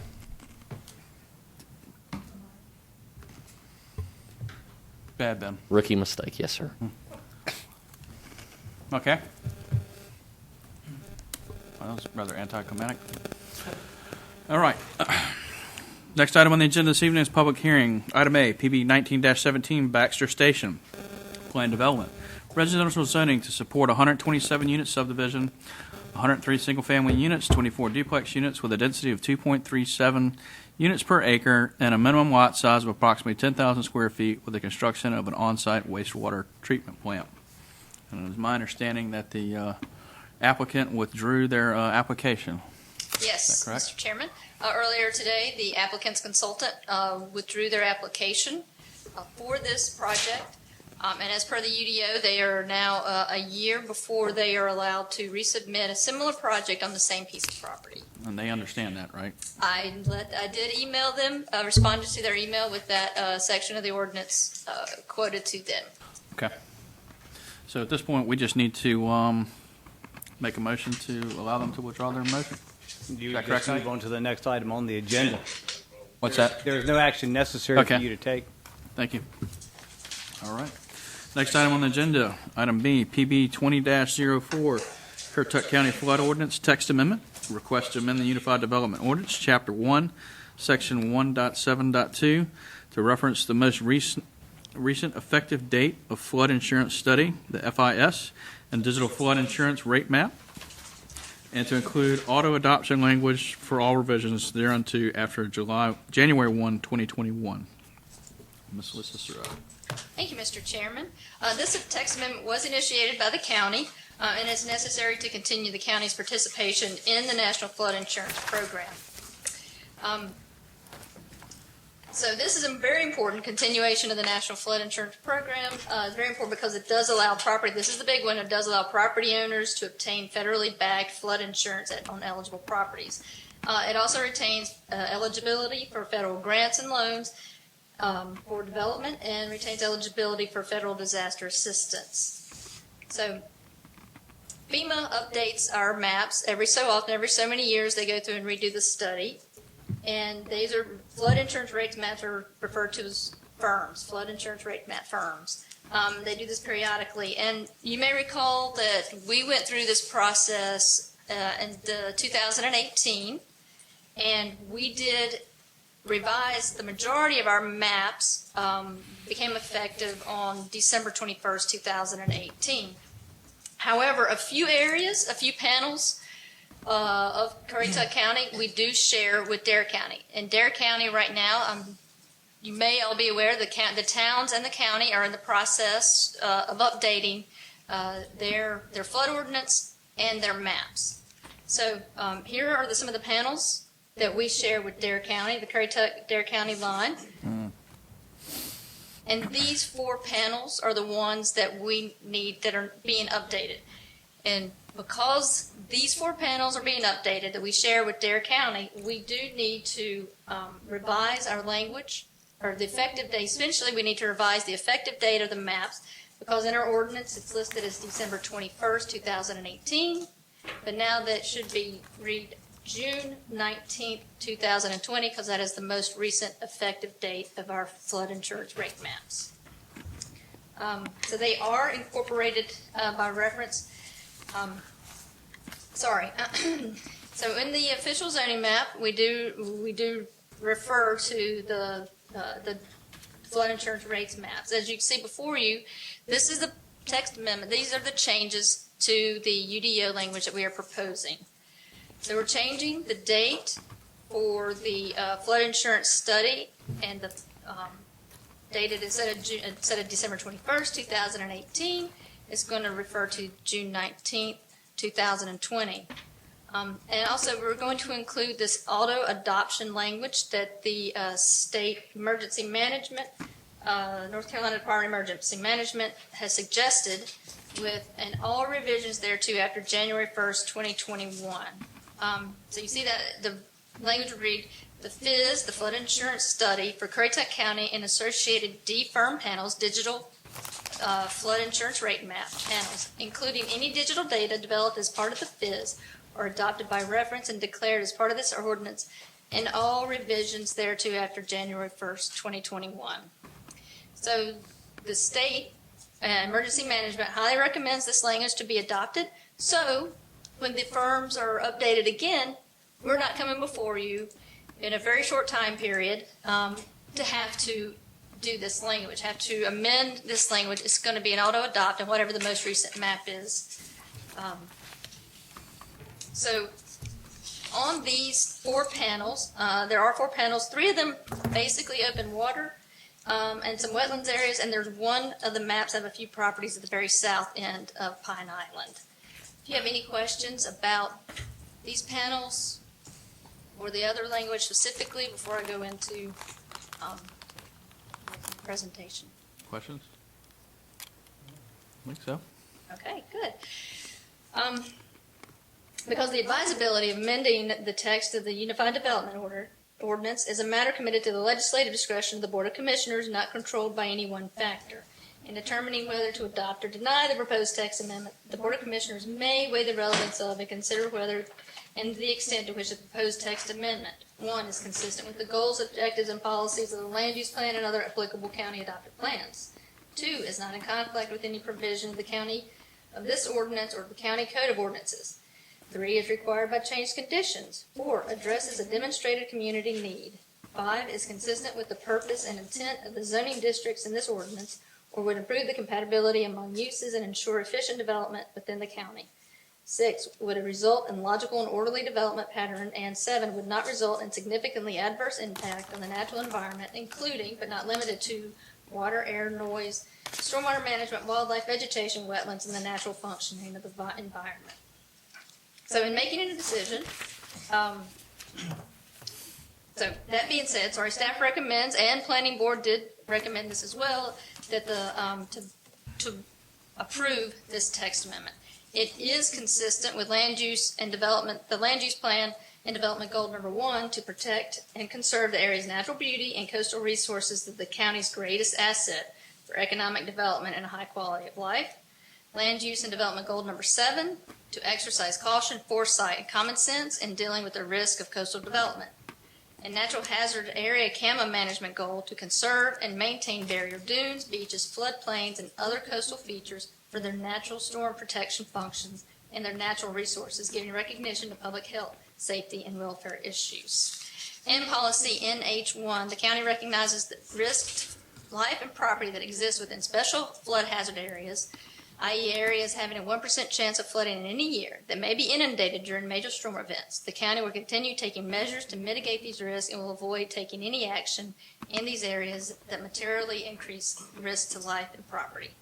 The request is reasonable and in the public interest because it continues the county's participation in the National Flood Insurance Program and enables property owners in participating communities to purchase insurance protection against losses from flooding, and it minimizes damage to public and private property due to flooding.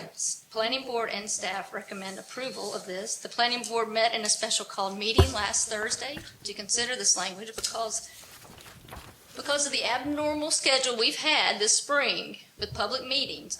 This would have come to you probably in your May meeting. But now this language needs to be adopted prior to June 19th so that we remain in good standing with the National Flood Insurance Program. Thank you. Anything further from Ms. Cicero?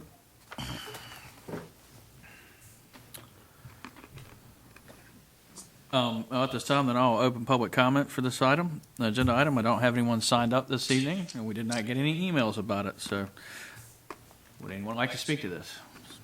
Okay, seeing no one come forward, I will close the public comment section on that, and open the floor for a motion. I move to approve PB 2004 because the request is consistent with the goals, objectives, and policies of the land use plan, including land use policy NH2 and land use policy NH1, and the request is reasonable and in the public interest because it continues the county's participation in the National Flood Insurance Program that enables property owners in participating communities to purchase insurance protection against losses from flooding, and it minimizes damage to public and private property due to flooding. Second. Thank you. Any further discussion from the board? All those in favor? Aye. Any opposed? Hearing none, it carries unanimously. Thank you. New business. Item A, consideration action of an ordinance amending section 8-88 of the Currituck County Code of Ordinances deferring payment of outdoor tour operators' annual licensing fee. And because I am a tour operator, I'm going to ask the board to allow me to recuse myself, as this would have a direct financial impact on me. I believe we need a motion to do that. I'll make a motion that we accuse Commissioner Chairman Bob White from this item. All in favor? Aye. Aye. All right. You get another break.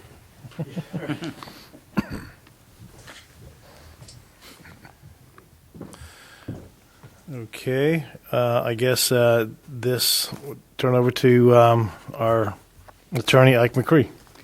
Yes, this matter comes before you as directed by the Board of Commissioners to address concerns from the outdoor tour operators regarding annual license fees they're required to pay in order to fulfill licensing requirements to operate outdoor tours. What this ordinance will do is to defer payment of the license fee and allow them to maintain their licenses until September of this year, at which time the board would reconsider or review whether there should be a suspension altogether for this year for a license fee, or whether the season has been such that the outdoor tour operators should be required to pay their regular licensing fee for the year 2020. Staff recommends this ordinance and its approval. I thought we were going to prorate it, not suspend it. So you're saying we could suspend it altogether? Well, this will defer it, allow time to see how the season goes, and then to come back the first part of September and determine whether it should be suspended entirely, prorated in some way, or be required to pay it in full, depending upon the type of season that the tour operators experience. So we don't have to attach a date to that? Well, the ordinance does provide a new section or paragraph E to section 8-88 that would provide payment of the annual license fee required in paragraph A of this section is deferred for the year 2020 until September 1, 2020. So we would need to meet and make a decision about this before September 1st. Well, yes, or you could, if you needed more time, we could amend the ordinance again to send the time out for review to a date beyond September 1st. But at least at this point in time, this would not require the outdoor tour operators to pay the license fee in order to maintain their license during this season.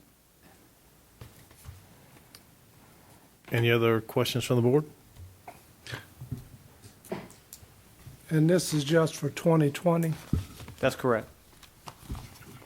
It merely gives them a several month deferment to see whether their business is such that they should be required to pay the full license fee or some prorated amount or no amount at all at the discretion of the Board of Commissioners. What is the licensing fee?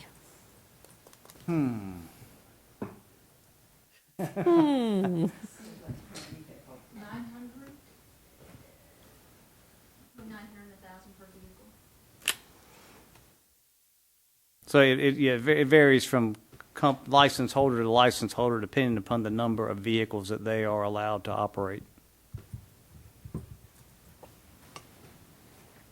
And that's the whole year, 900 to 1,000 Per vehicle. vehicle. I believe it's $950 per vehicle. For the whole year? Yeah. Okay. Any other questions from the board? I'm going to move for its adoption. Second. Okay. We have a motion and a second. All in favor? Right. Aye. All opposed? Okay, motion carries. Can you bring Chairman White back in? Tell him it's for everybody but him. Get your checkbook out, man. I'm sorry. We left you out. I thought you said you wanted money. There you go. All right. All right. Thank you, sir. All right. Next item under new business. Item B, consideration of bids for the Millioc wastewater treatment plant. Then I'll turn it over to the county manager. Yes, Mr. Chairman. We had quite a bit of discussion about this at the budget work sessions that we had here a couple weeks ago. Basically, the bids came in on this quite a bit higher than we anticipated. We are going kind of back to the drawing board, looking at all kinds of different options and putting together some kind of model to kind of give you all an idea of what rates would be depending on what options we look at. But at this time, we need to we would recommend rejecting these bids for the purpose that the bids came in just, like I said, almost twice what the budgeted amount was, and it would just be, especially right now in light of everything going on, it would be too much of a financial strain on our fund balances to try to do this project currently. Okay. Any discussion for the manager? I'll open the floor for a motion. Mr. Chairman, since this is in my district, I'm going to move that we accept the manager's recommendation and reject the bids. I'll second it. Any discussion? All in favor? Aye. Any opposed? All right, thank you. Next item on the agenda, item C, board appointments. Item 1, Social Services Board, Megan Morgan. Please, Yes, sir. I'd like to make a motion to appoint Megan Morgan to the Social Service Board to replace Marguerite Etheridge. Ms. Morgan is fully supported by the DSS Board, and we feel like she'll be a great asset to the board. And I also would like to thank Ms. Etheridge for her years of service. Thank you. Do we have a second? Yeah, well, go ahead. I wanted to ask a question now. I'll Second. second it. A second. Discussion? Discussion. Does she represent, and she's awesome, she's a good person, and I seconded it, but does she represent legally, could she be on it if she represents DS? She's no longer with the firm. Okay, all right, cool. I didn't know. Okay. Thank you. Any further discussion? All in favor? Aye. Any opposed? Hearing none, it carries unanimously. Thank you. Next item on the agenda this evening is item D, the consent agenda. Any questions or comments on this? Mr. Chairman, on the addition to tonight on the fireworks at Millioc, Eagle Creek, I'd like to say either the 3rd or the 4th of July because there could be Weather. be moved to the 4th. The challenge there is that the sheriff's office has been pretty adamant that they have a concern that if you had 2 major fireworks events on the same night, it would be Manpower. it would be quite a bit for them to handle. So if we go forward, and this is maybe a good point for discussion for that as well, on our fireworks display. And let me back up. If I can make a recommendation that we pull both of those off the consent agenda, have discussion, and then you can approve the consent agenda. Okay. Keep it a little cleaner. Mr. Etheridge, would you like to make that motion? I'll make that motion. I'll second it. Thank you. All in favor? Aye. Okay. So we'll talk about that after the consent agenda, I guess, and That's fine. we'll get the consent agenda out of the way. Any other questions about the consent agenda? Move for approval. Thank you. Second. Any discussion? All in favor? Aye. Aye. Okay. So next item will be item E, discussion of the 4th of July fireworks for Eagle Creek and Corolla. So I guess we'll start with Commissioner Owen Etheridge's comment about the 3rd or 4th. I think what that does is give them the flexibility to have it on the 3rd or the 4th. If we have fireworks and they have fireworks, the sheriff's office does have a real concern about manpower. I don't believe, and I'm going to look to the clerk because I think she fielded a phone call from the actual fireworks company with Eagle Creek. I mean, they didn't have a concern, but I've spoken to the sheriff, and the sheriff has a concern about doing it on the same night. It's not an issue to have fireworks there. It's just if you had both events on the same night, it stretches us pretty thin. I believe last year we had 6 work the Eagle Creek event, and when we have the Corolla one, I want to say it's 16. It's a lot. You know, it's a lot of people. So A lot of officers, because you got the regular guys still working the mainland, the beach. Corolla's on the 3rd, right? Mm-hmm. Okay. So then we're saying just limit it to the 4th, then, is what we're saying. Well, I think what Commissioner Etheridge was saying was give flexibility for the 3rd or the 4th. Right. 4th is a Saturday, and the 3rd is a Friday. Friday.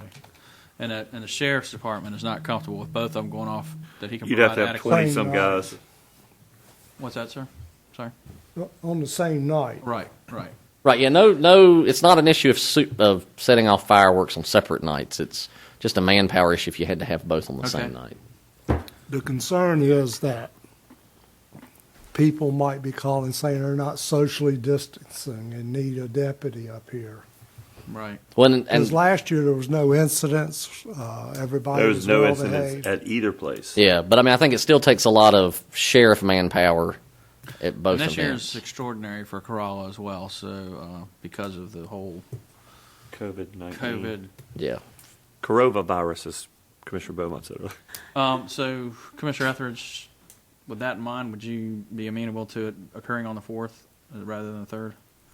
I would say flexibility. He's only going to do it one night. And Well, maybe it's the 4th or 5th. Yeah, he Saturday or wouldn't Sunday. do it on a Sunday night. He wouldn't do it on Sunday, he'd probably rather. So Saturday night, then it seems to me it needs to be. I don't think we can reasonably allow him to. Corolla's not going to have less people at this firework display than we've had in the past. No. But if I can make one recommendation, I believe this resolution. I mean, if the board is pretty comfortable that you're gonna approve some kind of resolution for fireworks at Eagle Creek, which it sounds like you are, we can put this back on the agenda. I believe on the 15th. I'm looking at the clerk to make sure I'm not missing something about fireworks resolution because I don't do a whole lot of fireworks resolutions. And then that would give time for the event organizer to make sure that the 4th works because. Okay, that's... Okay, so we'll move Eagle Creek to our next meeting. I mean, do you think that they'd be agreeable to I'll that? reach out to the owner. I talked to Tim last week, and he said he'll do whatever he can do to Okay. make it work. Okay. Yeah, if I can say, I'm dealing directly with the pyrotechnics. I haven't Yeah. spoken with Mr. Posh, but I'm dealing directly with Kevin Wetzel, I believe his Yeah. name is. And what was his? I think there was an application process that he has to go through to get the permit, and he cannot receive his permit until the resolution is passed. He wanted to address concerns. I knew there were some concerns with the sheriff's department having both on the same day. He said that he would address those concerns with the board if he needs to. The pyrotechnics expert would? Yes. So I'm really not sure what's required by what the sheriff's department requires. I don't know if there's private security there. I don't, so I couldn't really For Mr. respond to his Posh's last year, I questions want about- to say we had 6 officers. for the number of people that he was expecting to have, and it was everything went perfect. So Right, what so- can we expect if we did them both the same night?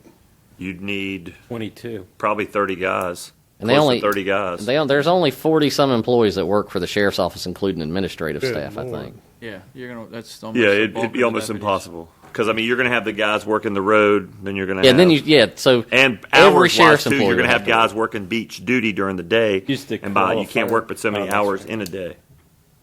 So I think it needs to be on the Lower 4th. And if Mr. Posh is We'll good do with it. that, Well, we'll say the 4th. and we could possibly deputize Commissioner Etheridge Owen here. And we could- Yeah. yeah.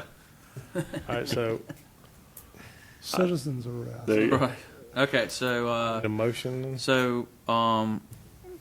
We need to give him the timing flexibility, so I'll go ahead and say the 4th would be okay. okay. if one other suggestion, if you wanted to give some real flexibility, you could do the 4th through the next Saturday, and then any night in there. I mean, I think Well, you can. yeah, you could give him some weather Yeah. allowance. So that would be the let's see, the 4th to the 11th. One evening from the 4th Right, to the 11th. Right. Yeah. Okay. How does that sound, Mr. Etheridge? That'd be fine. All right. So, Was that his motion? well, I don't think so. Or do we need a we got motion? Corral lumped in on this. Well, you can take a motion on that one, and then we can talk about Okay. Kerala. All right. So, would you like to make that motion, or make that your motion that you Yes. allow fireworks so on any night between the 4th and the 11th? Yeah. A night A night. of fireworks. I'll second it. Thank you. Any discussion? All in favor? Aye. Any opposed? All right, on to Kerala. So this is not so much about the fireworks resolution as we just need to have a discussion about Kerala. I think the last time that we talked at the kind of the budget work session, just quickly we got into it. We've had another planning meeting since then, and you've kind of got two groups who have kind of different opinions, and then when you put it all together, there's this trying to figure this out, especially this year, is kind of a challenge with the COVID-19 stuff. So I'm going to kind of set the stage just for a discussion. There's three options to there's four options to still have fireworks out there. And I'm going to kind of take them through to what I see as probably the most problematic to the least problematic from a logistics standpoint. Okay. The most problematic is business as usual, with cars parking on the property as well as walk-in folks coming in. So that's probably your most problematic option from a logistics standpoint. The next is probably just cars coming in, because that would give you the social distancing guidelines that health experts recommend, but you're still going to have to then turn away pedestrians, and that's Somebody in the trunk. yeah, that's going to be a challenge. Come into the theater. 2 people in the truck. The next option that is kind of down that scale would be to just allow pedestrians, so no vehicle access. You're going to struggle with social distancing in that standpoint, but as far as getting people in and out, it's way easier for the sheriff's office. In that case, what we would do is just pull all of our staff back and try to interact none with the folks on the grounds. I mean, really. And then the least problematic option is we'd say that there is no public spectating of the fireworks from Heritage Park, and you can watch them from anywhere else around the area that you want to. So that's kind of, as we've talked through it with the planning group, those are the four options that we've come up with. So I'll look to the board for guidance on what. I don't know that you could keep them in the cars. That would be a challenge. I mean, I would say maybe let them walk there. That was my discussion today with your boss and Mr. Steichler. There was just not a lot of cars in. You can strike that, because there's going to be over 10,000 people there. If we just did people, that just going to limit the playing field to whoever's in walking distance or bicycling distance, or maybe a golf cart. Well, You're going to have people in boats. I do have a concern that if we do that, which is fine, what you'll have, I think, are people parking on the side of Highway 12 and then Which walk in. They always do. So Well, mean, like I said, Carl does I- a pretty good job of. the easiest thing, and I don't want it not to be talked about at all, is no spectators on that property. They're still going to park on 12. They're still They gonna- might, but it they'll line the sidewalk out there. What did- You actually, I think you have more of a problem of compression of people coming out, just standing in the road almost to do this. If you go the easiest route, which is to close the park, basically, I think it creates a bigger problem. And so much has been made of social distancing, but people are doing that on their own. We're already reprogramming. I know he's chomping at the bit, but I think if it's people only, they're going to put their blankets out, they're going to do their thing, and they're going to separate to some degree. And one of the things that we talked about today was maybe cutting off the bridges, so you can't go over onto Crawler Island specifically. You can come inside the park, but not up right on the grass right below where the fireworks are lit off by the boat ramp and in between the bridges. So you cut the 3 bridges off over, and you just keep them on the ladder, the more open space behind it. Although there's quite a bit on the grass where we do the wine and beer. Would the Used to do public wine and beer would the Wednesday. public restrooms be open? We would have the Porta Johns. Porta Johns. I mean, and not like when I say Porta Johns, not the blue. The We've got the really nice Porta Johns that are already over there for the Johns. yeah.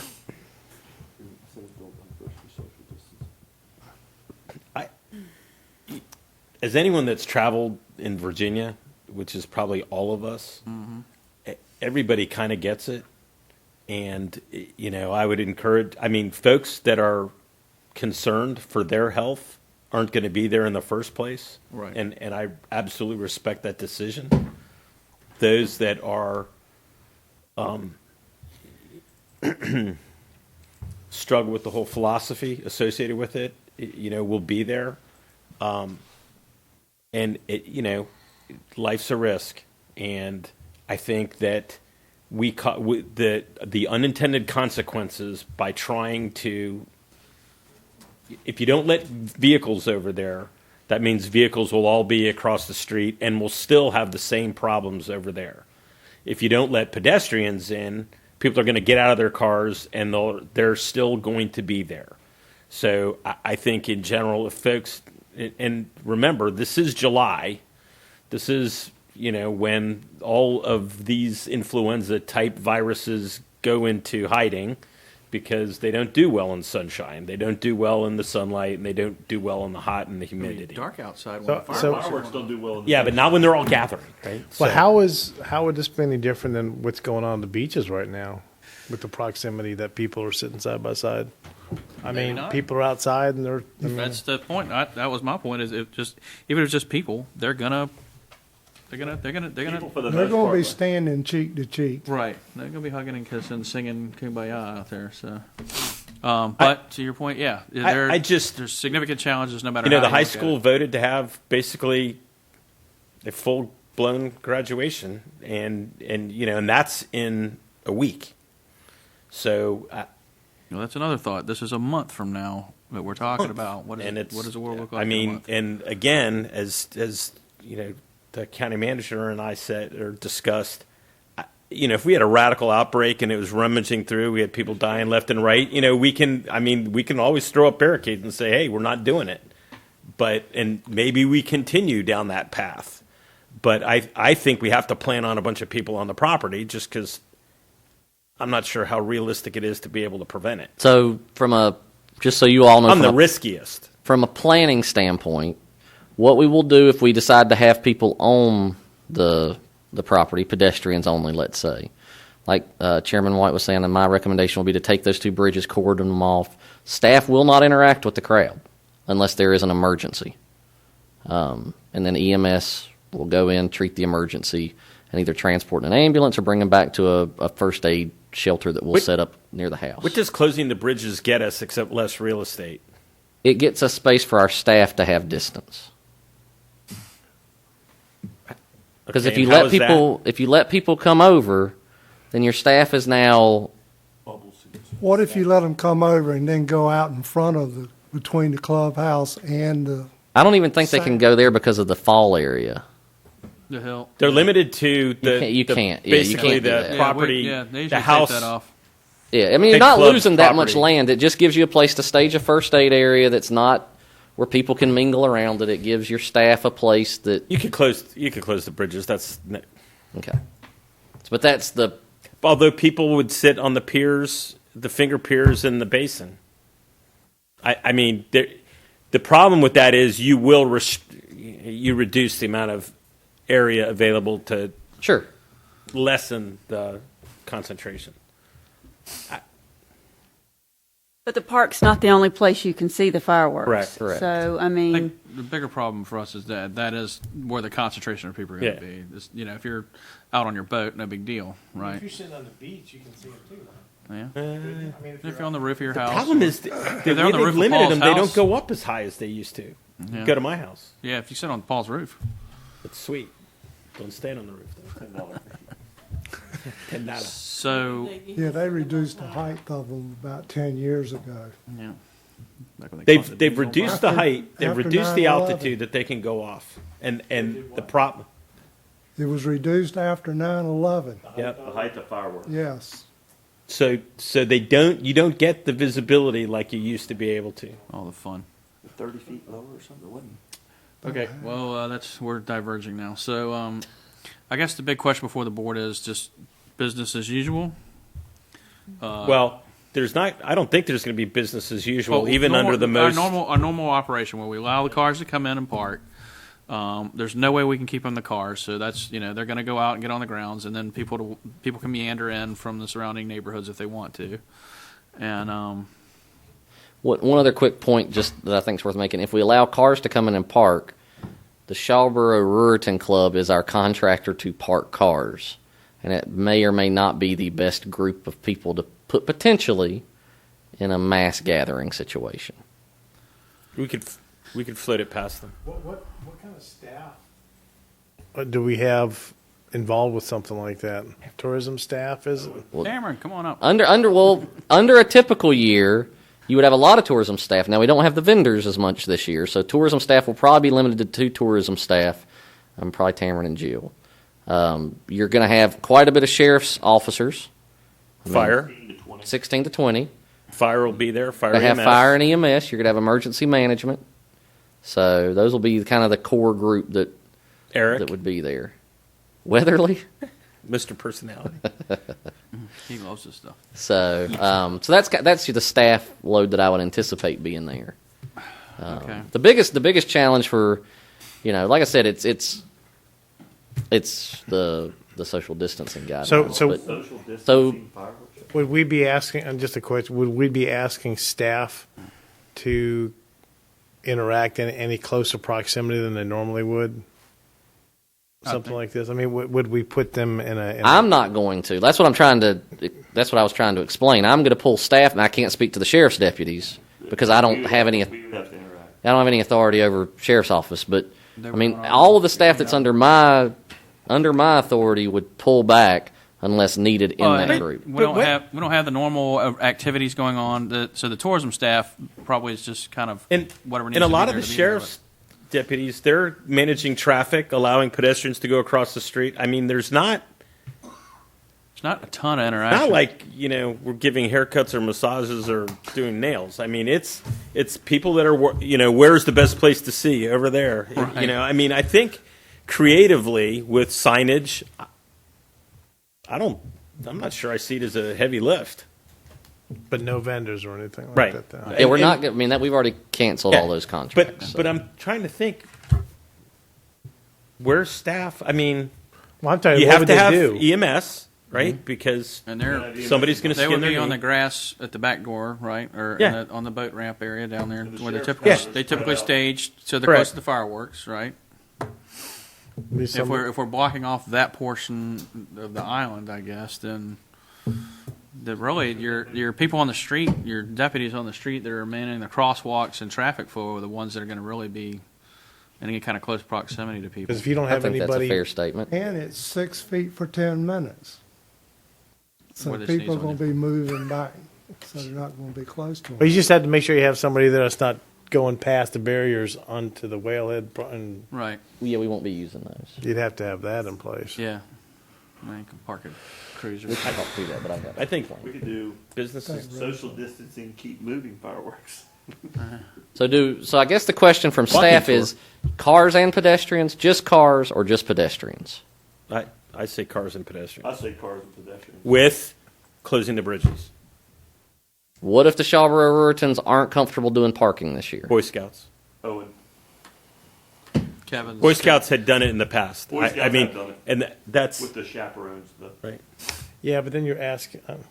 Yes, that's. I know. Yeah, Well, we can reach out to the Charlevoix Rotans. Yep, Kevin, they're good at traffic. They do it. yeah. I don't want to.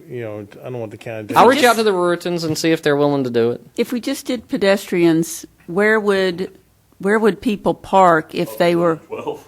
I mean, is there parking besides Highway 12 that people could utilize? Just Not a lot. Not a lot. You got the shopping centers around there. Park a little bit in but the that's beach. not that's Beach, not North Beach access. access. You can They a little park bit all there. the way, literally all the way down past the ropes course. They'll park in there and walk all the way back. I mean, it's So it's they a normally significant- park on the road Yeah, anyway. yeah, they're Yes. everywhere. They're everywhere they can stick a car, and it's unbelievable. And if you don't allow the parking in Whalehead, that's probably another. Well, that I think the difference is 200? we would be heavily messaging that the cars are not allowed. Tamron, we just gave her another $1 million. She can spend all kinds of money on messaging. The cars are not allowed. And you do realize, though, that Dare County being closed, there's going to be a lot of Did people Nags want to Head see. make a decision? Kitty Hawk killed over hill. One of them opened up. There's going to be a lot of people want to come see those. Virginia fireworks. Beach is canceled. I mean, I think, and I'm not saying this is an issue, but I think we will be the only fireworks show from Hatteras Trendsetters. to Virginia Beach. Okay. So we will have we will have a crowd. We always have a crowd, though. I mean, that's not going to be different. But I'm not sure we could get any more than what we've had. I mean, Can we it's, shut the border down? If people know that. Some people might not want to come. Right. So And just I've watch seen it from their house. I mean, you don't know just who's in gonna my show business, up I've to seen it. people say, "Oh, we have more people in the truck with us." Yeah, but they're in another row. So people are But if I show up, I'll have. they're my gonna mask they're with gonna me. not show if they're not comfortable with it. yeah, Bottom line, I think you said it earlier, Mike, they're doing what's at the beach anyway. right. They're there. I know. The beaches are packed elbow to elbow right now when you go up there. It's not that bad. Okay. Oh my gosh. We'll be next week. Half a shoulder. I mean, okay, body and a half, body and a half. Okay, so Kitty, what are you thinking? We haven't heard much out of you, and you're Just said, I think you're going to have people who won't show up. right. So, are you okay with kind of our normal operations there? How we would With no normally vendors. allow cars, allow people, or no fireworks? Watch it on TV.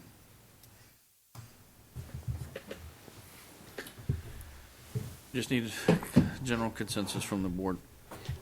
I don't know why just allow people.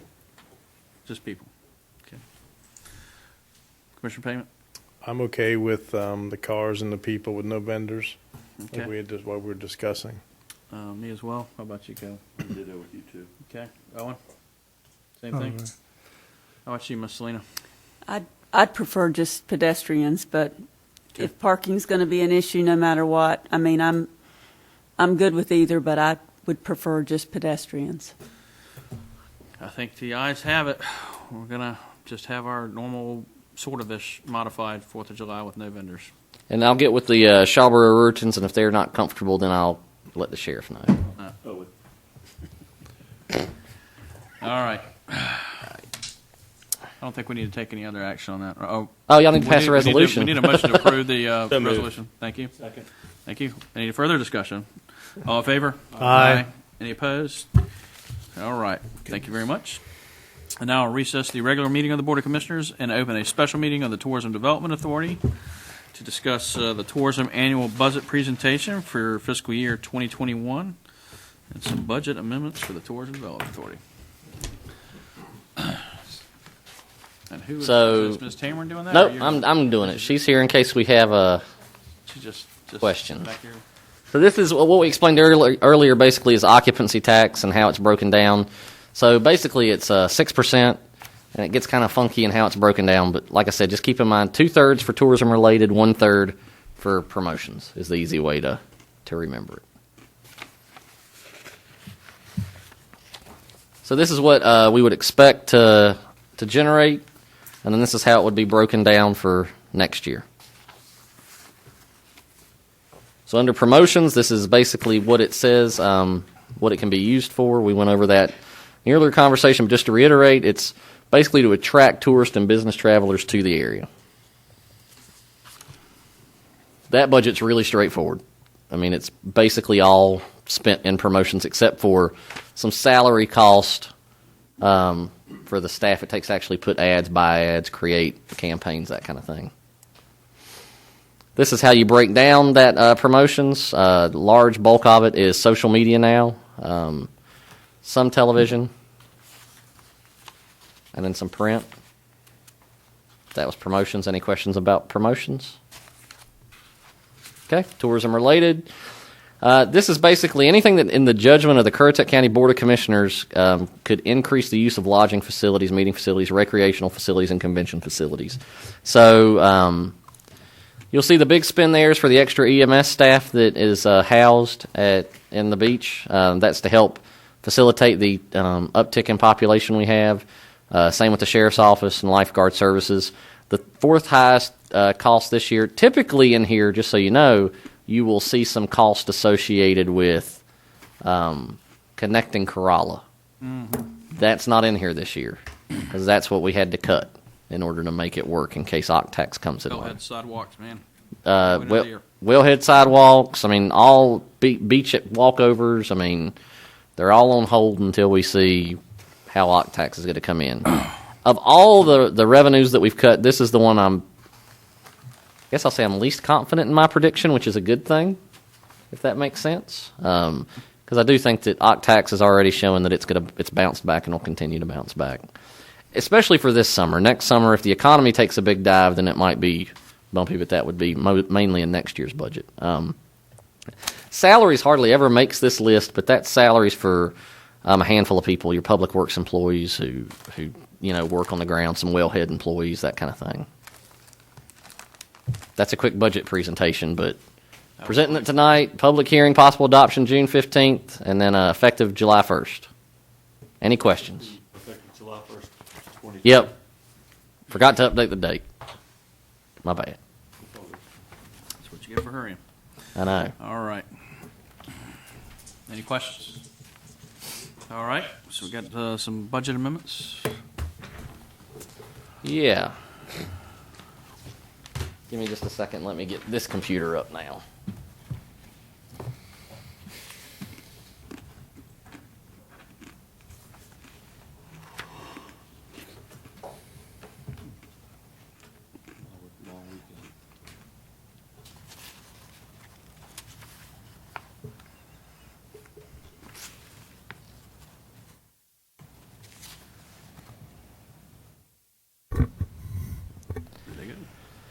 So the budget amendments that are before you tonight are the first one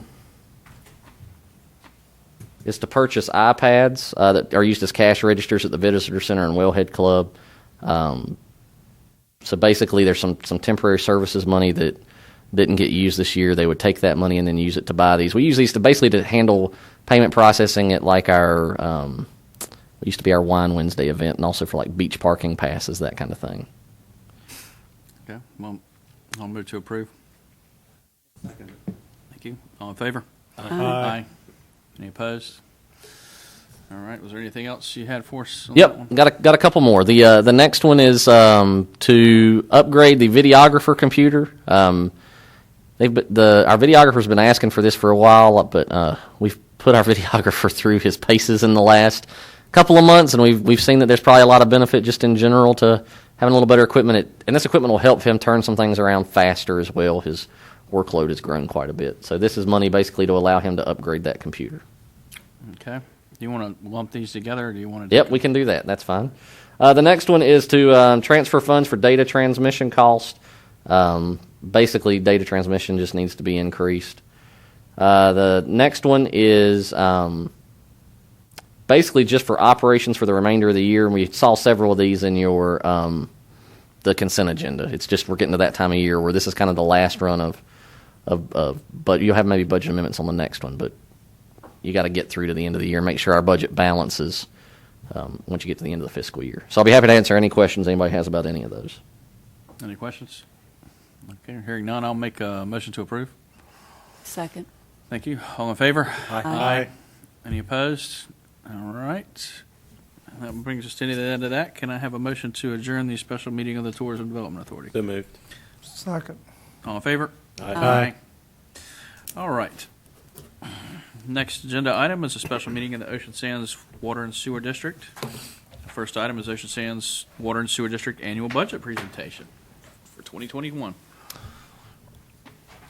So here's the budget. Ocean Sands Water and Sewer District is a little different in that it is you have revenues that come in for the actual water and sewer bills, which you see at the top of that screen.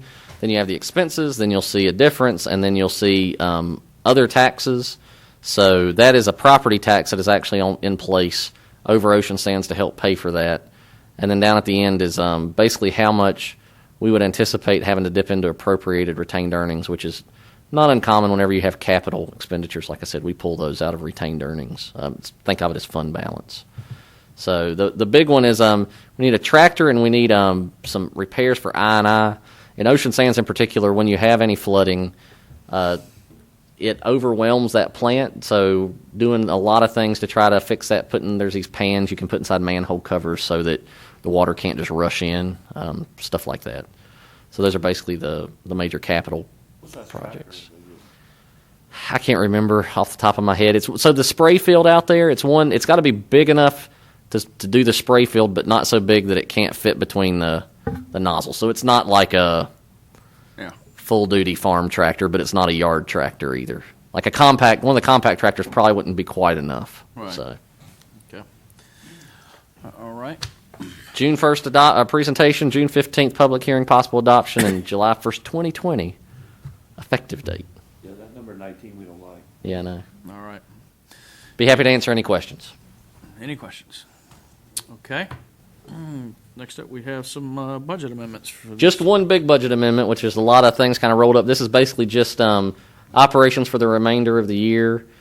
As you remember, we had our new public utilities director come on. He's really upped the game for some of the testing and chemicals, and so there's some costs that's incurred there. So this is just to move some money around to be able to cover some of that. And then repairs and maintenance, we've had some pumps and things go out. So that's basically just to carry us through the end of the fiscal year. Be happy to answer any questions anybody might have. Any questions? Okay. Move to approve. Second. Thank you. All in favor? Aye. All right. Can I have a motion to adjourn the Ocean Sands? So moved. Thank you. Second. All in favor? Aye. All right. We'll next move to take us into closed session pursuant to GS 143-318.11A3 to preserve the attorney-client privilege and consult with the county attorney and preserve attorney-client privilege in the matter of 85 and Sunny LLC v. Currituck County. That was second. Second. Thank you. All in favor? Aye. Aye. All right. Thank you all for playing.